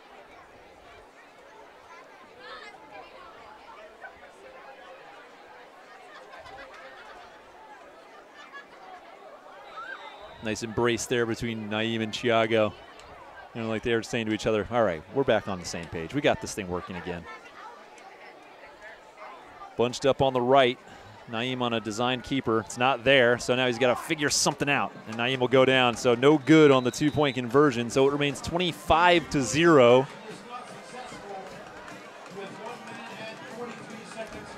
But still with 1:43 to go, the Spartans on homecoming have seemed to figure things out here as they try to move on to 5-0 this season. We may have to get Para one of those square-toed shoes and go Mark back Mosley. to the old school extra points. It's at some point going to turn into a factor later in the season. I mean, you got to be able to hit extra point after touchdown. And it's funny because our vantage point up here, Harrington's kicks, they all look good. Every time he's got a nice balance, he's got a nice rhythm to his kick. It's end over end, it's high enough, it's long enough, and then the ref walks out. And that's just our position here. I'm sitting here going, he did it. No? He's a great guy. Great kid. He's in our co-op program at school, and I think to Coach Boger's frustration a little bit, I think he's been doing really well in practice. Yeah. But it's just making the transfer a little bit and a little more game experience, but he'll come around. Josh Para handles the kickoff duties.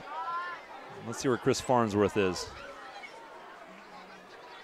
Mr. Farnsworth aside, but he gets blocked off and he goes down in a heap. And now, just like that, the Panthers have some room to work here. But there's that man again. Jonah Ward getting up, and he's an energizer as well. Well, you know what it is. I mean, everything comes back to Chris Farnsworth, but he shows these guys their sparks. And Jonah Ward goes out and makes another tackle on special teams. So the 3 guys on either side of the kicker are your hot men. Yeah. And then you've got your 2 safeties and 2 contains. And And our hot men kind of overran that a little bit, which Yeah. got that guy into the open field. That's why you got to have your safety and contain guys but ready.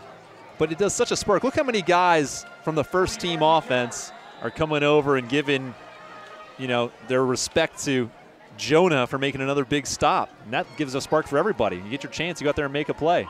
There's a nice completion on first down from Caroli. Give him 6 yards.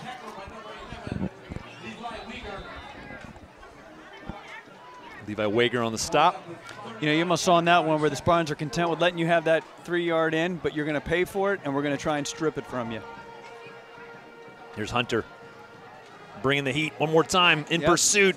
Thrown in the flat and dropped. Tell you what, Hunter's putting on a performance today. He's going to be tired tonight. If his Buffalo Bills don't get better soon, they may scoop him up on Sundays as well. You know, he's a devout Bills fan from Buffalo, New York. Just look at Naeem and Chiago. It's a Cam Smith over there. There are a ton of people here today. I think there's actually, well, we had a lot of people here for Kokomi, but there's a ton of people behind the stadium just hanging out. Alumni catching up. We've had our fair share of alumni just wanting to had our fair share of alumni just coming in trying to catch up with people here in the press box, too. Von Cross almost got his second touchdown of the game right there. That was awfully close. Lee Corso used to say when defensive guys drop it, that's one reason he's playing defense and not offense, but that's our receiver dropping a would-be pick 6. Under a minute to go in the third quarter. 4th down, and now Panthers in a position where they're going to go for it. See if Spartans come up with another big 4th down stop. They stopped a fake punt in the last possession. Carolla here rolling the pocket out towards Clemente. Clemente's got him. Oh, that's grounding. Either way, it's 4th down, incomplete. Spinning around, Spartan football. Nice job by Clemente Ojinaka. Someone want to kind of give us an explanation why that wouldn't be intentional grounding? Call in our 1-800 bad-call line. They must have felt a tight end was in the same area code there. Wow. We're going to count that as a sack for you, Clemente. We knew you'd get one. Put a sticker on the helmet. That's right. There's Mike plugging those Hershey Kissin' stickers. Or maybe it would be like a Kit Kat for a great tackle or something. All sorts of branding opportunities.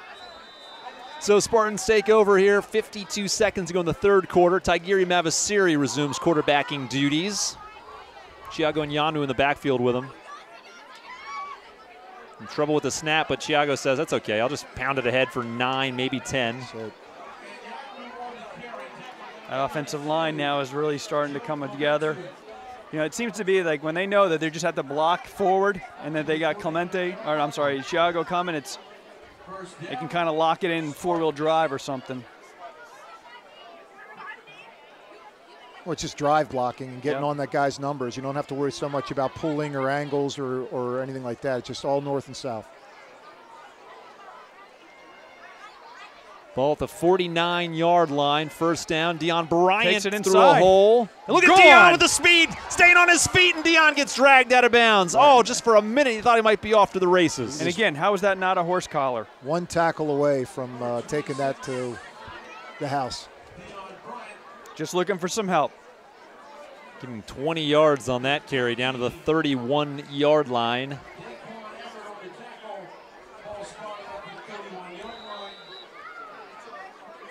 You may have to have Jay take the official's license I'm telling so we you. can have like that expert opinion or whatever. For football and basketball, I think. Oh, I'm giving an expert opinion. It just doesn't mean anything. You just want to make sure it's certified. First and 10 from the 31. Cameron Smith into the contest, and he has a nice carry, staying on his feet. Across the 30 to the 28-yard line. And again, you know, East Pennsboro's going to be like, and there's another guy now? Right. Well, I mean, we've thought that from the Jeff Boger perspective. How do I keep all these athletes happy? And that'll do it for the third quarter. Well, guys, kind of a testy start. Wow. A nail biter, if you will. But now as we go to the fourth quarter, Spartans comfortably leading 25-0, and they have seized all the momentum and then some.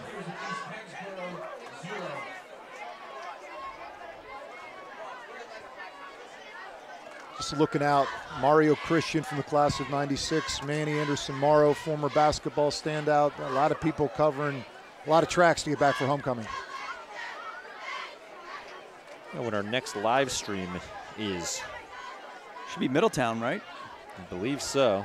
Again, that's that Thursday night game. Thursday night, yep. Right the night actually, I think our students can leave for fall break that day too. So that's always good and bad. You know, yeah. It's you know, kids can clear out, I believe, at 5 o'clock or 4 o'clock that Thursday, and then sometimes I feel like when the buses all roll out, it can be a little bit of a downer morale-wise. So they really, but you have to stay focused for a big contest like that one. Yeah. Yeah, you hope. Oh, go ahead. I was just saying, all those kids go home, get on the live stream. You can watch it. Yeah, if you're still watching today, tweet it out. Let's get an audience here to the end. This is homecoming. We want a big crowd. Let people know you're watching out there.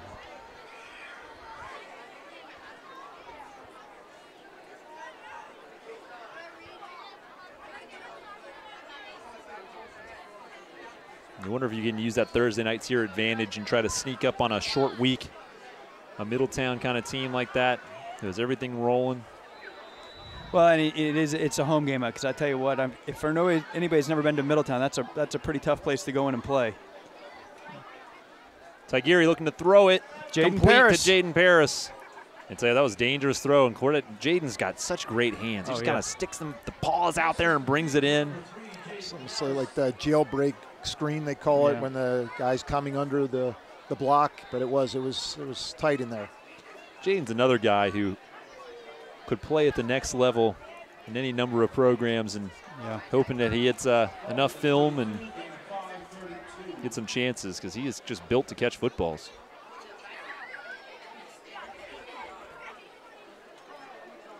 Bad snap again. Tigiri scoops it up. I've noticed the snaps this half have just had a different velocity. Well, they're whipping back there. Yeah, we got Edward Van Arsdale in there, and again, makes it 4th and 5 from the 25-yard line. It's really more like 4.5.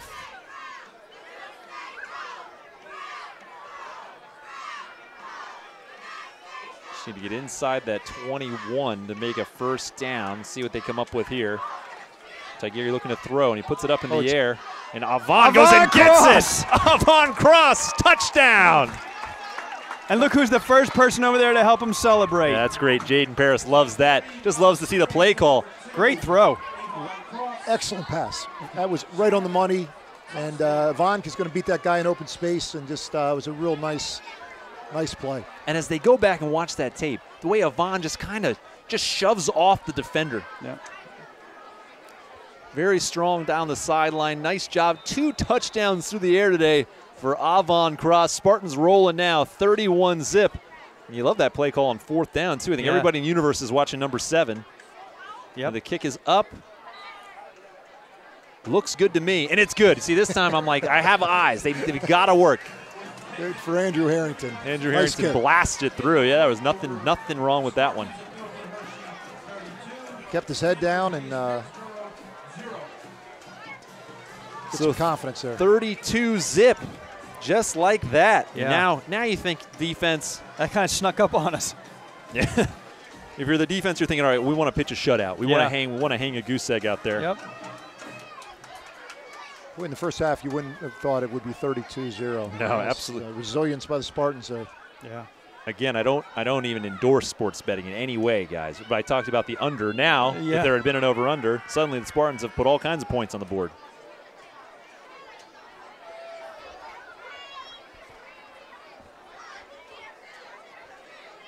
We've had, I think, 2 kickoffs without the Christian Farnsworth factor. Mm-hmm. I mean, aren't we now? We're just a score away from a running clock, just like that. Yes. Yeah. Crazy. Para boots it. Yeah, and Spartans can learn a lot from this game. It's stick with it. Well, no one's as good as they seem. No one's as bad as they seem. Yeah. So that's why you play the game. Oh, you just got all the coaching lines. Jackson Irwin. I read that one last night. You guys see who's in on that stop again? Jonah Ward.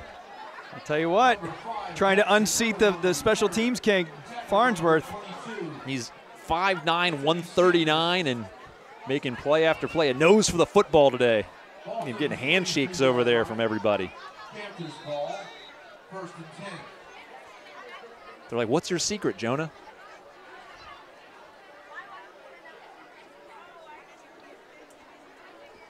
Nicholas Caroli, tell you what, the kid has thrown the ball well all day. He's as frustrated with anybody to be sitting on a 0. Oh, and Levi Wager. Levi Wager went for the block, and he realized, wait, I should just caught it. Oh.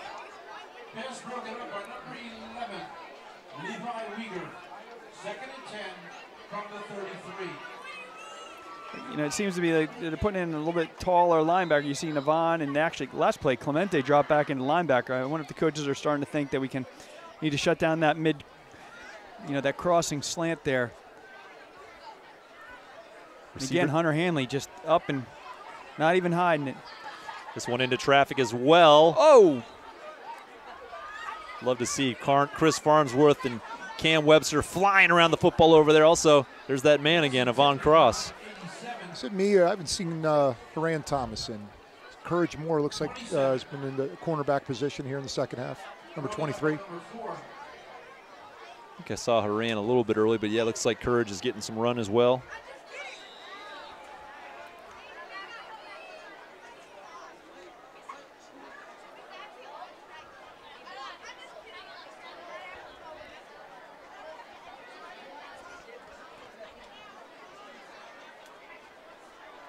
Third and 10 from the 33-yard line.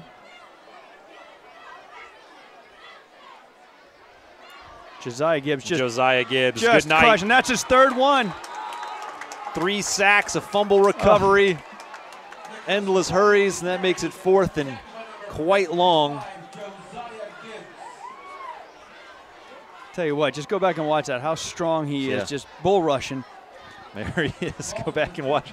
We get of all of our, and you know that's what they all do. All these guys are going back. of all of our, you know, personality videos, Josiah might have my favorite.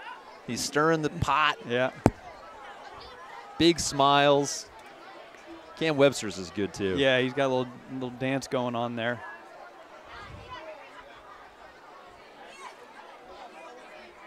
Let's see if Chris Farnsworth has one more highlight for us. Oh.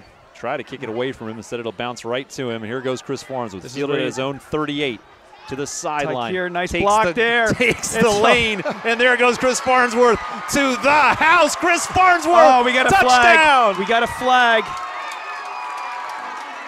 Got a flag. I think it might be on Cam.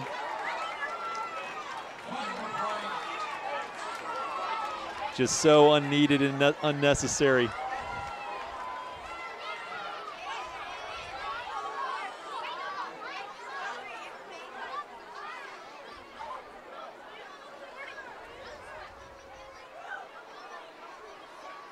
No. The referee needs some convincing. Personal foul against the Spartans. I don't know where that came from. He hasn't indicated if it was a. Just calling it some kind of late hit or illegal block, or they don't say anything about it. It's got the Spartan faithful a little restless. He didn't even say unsportsmanlike conduct. It's a shame because it erases another great Chris Farnsworth play. Standing play. I'm not even sure who they called that. There was no kid. I didn't see any big hits or any. No. The only thing I saw is Levi Wager basically lining the kid up, but then he stopped right before. Well, you mentioned Cam Webster. I saw him talking to Stanford about something, but we're not going to assign it to anybody at this point. I just feel bad for Farnsworth, who deserves that stat line. Yeah. 9:20 to go, 32-zip, Spartans on top. Cam Smith, again, a bubbled snap. The high snap is coming high. Disrupted that play. Everything's based on timing. And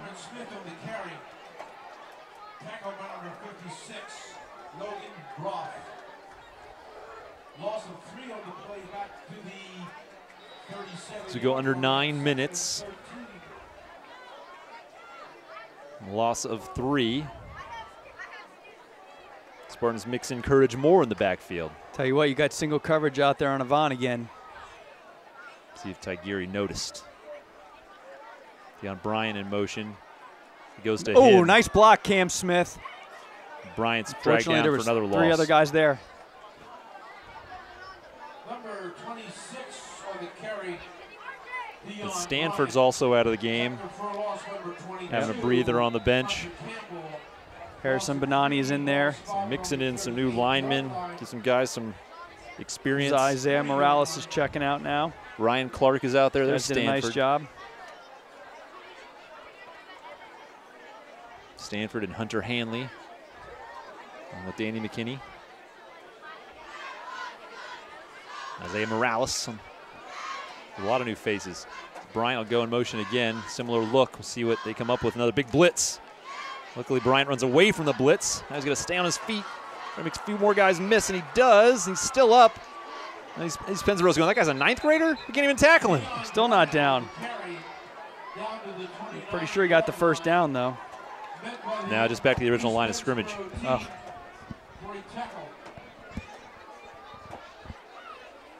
Now past that, so it'll be 4th and about 5. Nice run by Deion. You would think he's a junior or senior to look at him, and the way he plays and the poise he carries and everything like that, it's just hard to believe he's only a freshman. Great young man. Well, and I noticed him last week. We talked about it. You know, he was under the concussion protocol, but he had his everything on but his pads, and he was as animated on the sidelines as anybody I've seen in a long time. You could tell he just loves to play. It's 4th and 5 for the inexperienced there group. He is again. again. The air again for Avon. Has to come now back.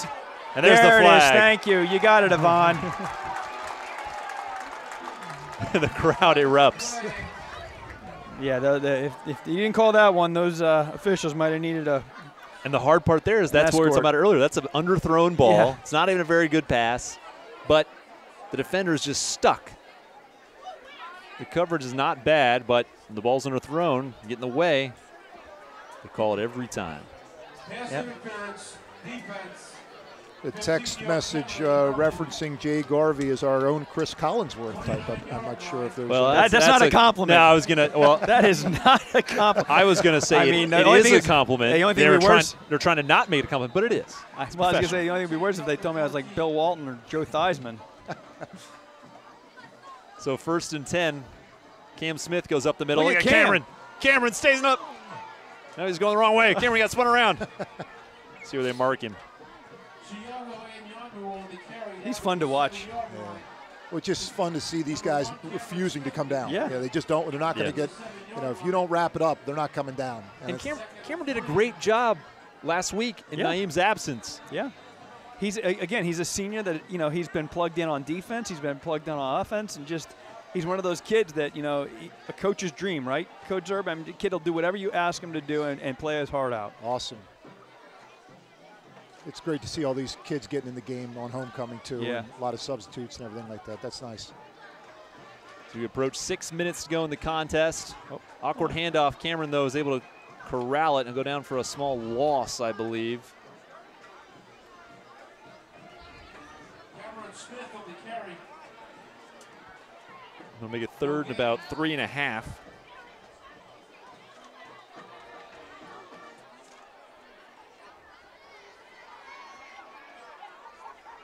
They can get a first down at the 6-yard line. Excuse me, the 4.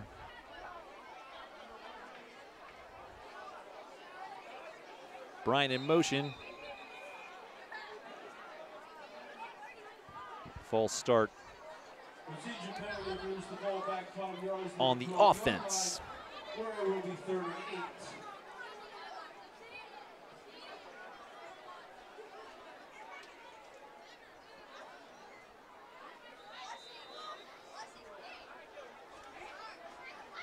This makes it 3rd and 8. Tigiri Mavasiri back there. Cam Smith in the backfield. They go back to Cam. Cam cuts it. Oh, nice makes a move. Oh, stays on his Look feet. at Cameron Smith, Atta touchdown! boy, Cam. What a job, Cam Smith! Talk about extra effort. Oh, my goodness. His grandmother out there in Pittsburgh should be so proud. Fighting through everybody and finds a way to get into the end zone. What a job by that senior. Para, Cam Smith, there's definitely a Pittsburgh connection there. Yep. That's so awesome to see. Oh, we're going to try Josh Para kicking extra points. Oh. Unless this is the giveaway of a fake. No. Oh, blocked. I'm telling you, he needs a square toe shoe. I think he needs his steps are a little bit off. I mean, we got to work with him on that. He was like, he took a back step and then he went. It's definitely needs to move it along a little quicker. We used to tease him in basketball, tell him it takes him an hour and a half to watch 60 Minutes on Sunday night. He's just not, he's lumbersome around, but sometimes he needs to take it up an octave. Wow. Well, Spartans lead now 38-zip. They have taken command and then some of this contest. Hard to believe it was 0-0 after the first quarter. 0-0 until about 2 minutes to go in the second half. That's the kind of game you want on homecoming, too. A bunch of guys getting in and trying to pitch a shutout.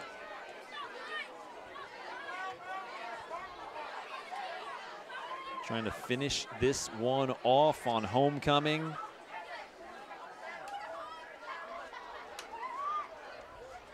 And finish off a perfect homestand and go to 5-0.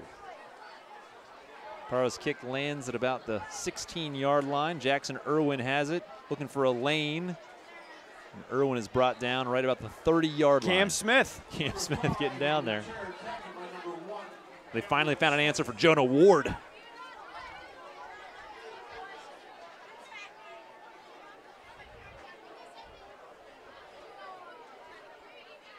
Potentially my distant cousin. I come from a long line of Wards. Oh.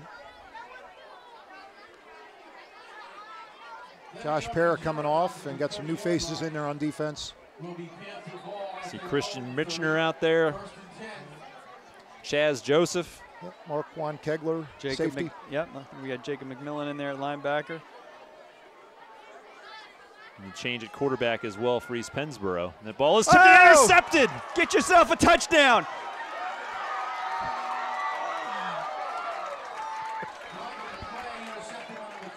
Another big turnover. At 32. Another mystery roster name. We're going to give it to Chris Farnsworth.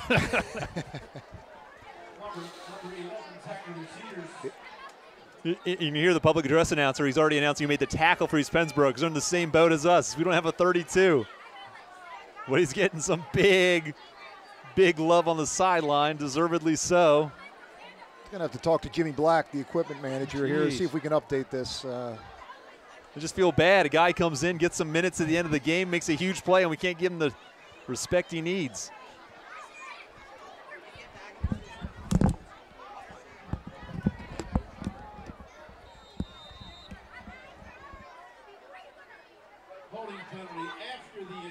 So holding against the Spartans on the return, unfortunately. But the Spartans get it back at the 46, and we are on a running clock now, so 4:11 to go. We'll go pretty quick here. We'll see if the Spartan offense can add one more. Marquand Kegler is going to remain out there on the offensive side.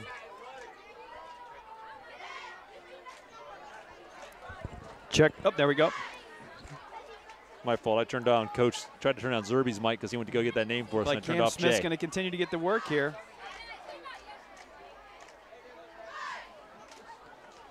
Cam Smith up the middle for 5 more.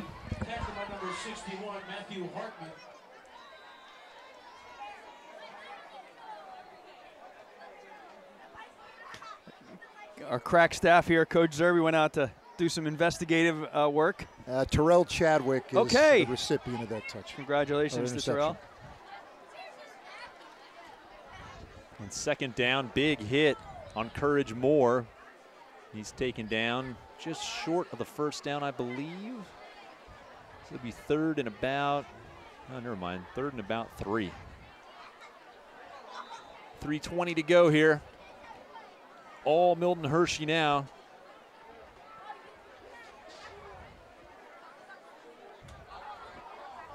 change at quarterback. Should have given respect to Bolton Brown. The sophomore is in there at QB. See if they let Bolton throw a little bit on third down. Raquan Kegler in motion. Gives it to Courage around the outside. Courage he got the edge. Courage has got a first down and more. Courage down the sideline, driven out of bounds about the 11-yard line. Bottom of the screen is split end number 35 is Nate Boyd. Nate was a late entry and is really progressing nicely with the program. Another basketball player. I'd say about 6'5". 6'3" probably.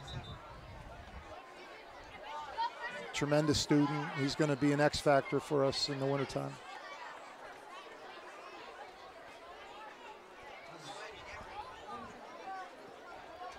There appeared to be a student home, or maybe it's a group of friends all playing football out on the field beyond the end zone. And even they've packed up. They've said this game is over. Well, I didn't want to point it out too earlier, but the East Penn coaches who were up in the booth next to us, they packed it in about 5 minutes ago. Well, we're still with you. That's right. See if we can get some. So we got a downed a couple East Penn player over there on the far sideline. Oh, yeah, I noticed that now. My apologies. That's Hunter Campbell, who was a real dynamite offensive weapon for the Panthers in the first half, but it's really gone silent in the second half. Well, and I think it was you, Mike, that mentioned it earlier. The numbers really down for East Penn. A lot of these guys are having to play both ways, you know, playing special teams. We talked about it at the half. That was a long first half. 2.5 to go here. 1st and 10. Ball's on the 11, so the Spartans can get a first down. As Cameron Smith. Cam Smith, goes get yourself another ahead. touchdown, Cameron Cam. Smith to the end zone. Touchdown, Cameron Smith. Spartans cash in one more time.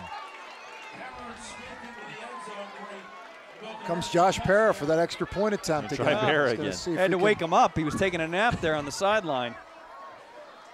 He started running on the field as soon as Cam got the handoff, just to get a head start. I think Josh had already started to get ready for homecoming dance tonight. Always more fun to go to the dance after you win 45-0 if you can knock this one down.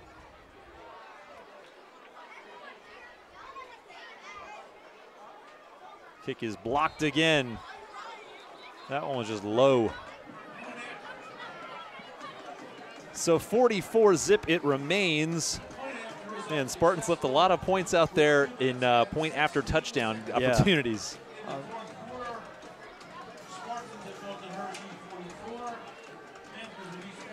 So lots to be excited about, guys. 2 touchdowns for Cam Smith, 2 touchdown receptions for Avon Cross. 2:16 to go, running clock. I think it's probably safe to move on to our MVP performances. Well, I'll go ahead and start with defense. My defensive player of the game is, I think it was the same one from last week, Josiah Gibbs. You know, at least I think he had 3 sacks, a turnover. Just, again, does so much of the dirty work there on that defensive line, clogging up the holes. I'll give mine to Hanley. I thought the way somebody made the adjustment, they said, okay, Hunter, we're going to let you just line up on the football and just wreak havoc. And he just took that opportunity and completely disrupted the flow of East Pennsboro, particularly in the second half. So I'll give mine to Hunter Hanley, only because you took Josiah, who's been so dominant. Zerb? I think they both did a great job. I really do. I mean, Josiah Hunter does it a little bit more by example. He's a little quieter and stuff like that. Josiah is just all over the place. But boy, Hunter had a great game as well. It's tough, and the nice thing, and one of the reasons they're winning, is it's so much by committee. You know? And so there are a lot of people that are making positive contributions, and you know, the outcome speaks for itself. Offensively, I'm going to go with Cam Smith. The senior, he came in, you know, as he's done all season, whether it's on offense, to come in and do what it's asked of him. But it's just nice to see get 2 scores. But just for that first touchdown alone, the effort that he put forth there, I'm gonna recognize Cam Smith. I think there's a lot of easy picks today. Guys scored a lot of points, but I think the way you looked at how much the offense struggled in the first half, when they put Naeem at quarterback to settle things down for Naeem, who's been out with his injury, but a lot of pressure on him in his senior season, for him to come in, settle the things down, reset this offense, and now hand it back over to Tigiri Mavasiri. I'll go Naeem today. Okay. Yeah, I like Naeem too. I mean, I just think being out for a couple weeks, and but again, a lot of great performances and everything like that. But I think making the most out of some of those broken plays, and you know, and obviously, a touchdown to his brother. Right, I'd say Yvonne's up there as well. I know. mean, we give it to the Cross brothers. How about that? Yeah. We want to, just to see the Spartans dig into the passing offense a little bit and turn it into points looks good. You want to just make sure Yvonne gets recognized for what he did. And the offensive line continuing to do what they do, make the adjustments today. Special teamers, I'm going to go with I'm just calling my cousin Jonah. Yeah, I'm telling you. Jonah making a spark. And like just to see people, the way other guys react when somebody who is not necessarily getting that much attention make a big play, saved a couple of touchdowns. Yep. They weren't highlight tackles, but they were crucial tackles when you're trying to pitch a shutout. Yeah, and it's almost, hard to say, but we've come to expect so much from Chris Farnsworth. Outstanding performance is just pretty much par for him now. Right. It's been Farnsworth, and today it was Jonah. I mean, I thought Jonah Ward just made some great open field tackles, and special teams are so important. Well, that is how you get it done on homecoming. It started off not so pretty. It ends with extreme ease. The Spartans are 5-0 after handling business today. They get it done 44-0 as the seconds tick off. Oh, East Pennsboro get one last play. You pat it with one last interception. Incomplete. So that's how the Spartans get it done. Another big win. A perfect 5-0. East Pennsboro's got plenty of weapons, but unfortunately they fall to 0-5. If you're a Panther fan joining us today, but I'll tell you what, guys, another solid Spartan victory. Yeah, I was very impressed. We talked about it earlier. Very impressed with East Pennsboro. Quarterback did a nice job just getting the ball out, finding his receivers. But again, as impactful as that passing game was, for us not to give up any points just speaks to the Spartan defense doing a wonderful job. And a different approach, too. I mean, this is a team that threw the ball 40-some times, and so to be able to defend that as well as we did, especially in getting, continuing to get better as the game went on, was impressive. Well, and it's good, too, because we're going to probably see that against at least Steel High. I mean, they're airing the ball out, but they got that good, good quarterback and that hot new receiver. But also just really important to emphasize the fact that the Spartans didn't get down on themselves. I think we were 0-0 until at least, 6 or 7 minutes left in the first half? Oh, it was like 3 minutes. It was crazy how the Spartans got those 2 late scores and just never looked back. We talked about the resiliency of this team throughout the season. They showed already. They don't get too down on themselves, and things appear to be, falling off the tracks. Spartans get it done 5-0 on the road next week at Trinity. And then the real meat of the schedule kicks in the next week after that when Middletown will come here on a Thursday night. So another playing of the alma mater. They had one before the game. They'll do one right now as they say goodbye on this homecoming weekend. A lot of family in town, a lot of folks enjoying this one. This is kind of a collegiate thing. Notre Dame does this at the end of all the college games, and I think it was something that Mark Rice wanted our kids to make sure they knew the alma mater and to add this. So I think it's a great idea. And especially meaningful here on homecoming. You can see a lot of the alumni getting ready to leave and said, oh, wait, no, I'm going to go over and sing. It always sounds better after a big, big victory. So, guys, another fantastic victory. Nothing to complain about. Appreciate it. Thank you, gentlemen, for being with us. Yep. And thank you, everybody, for joining us out there. We'll see you back here in 2 weeks on a Thursday night when Middletown comes for our next live stream. For everybody, have a fantastic and safe homecoming weekend. For everybody who made this live stream possible, have a great rest of your weekend. Good night, folks. Yep, good night. Thanks.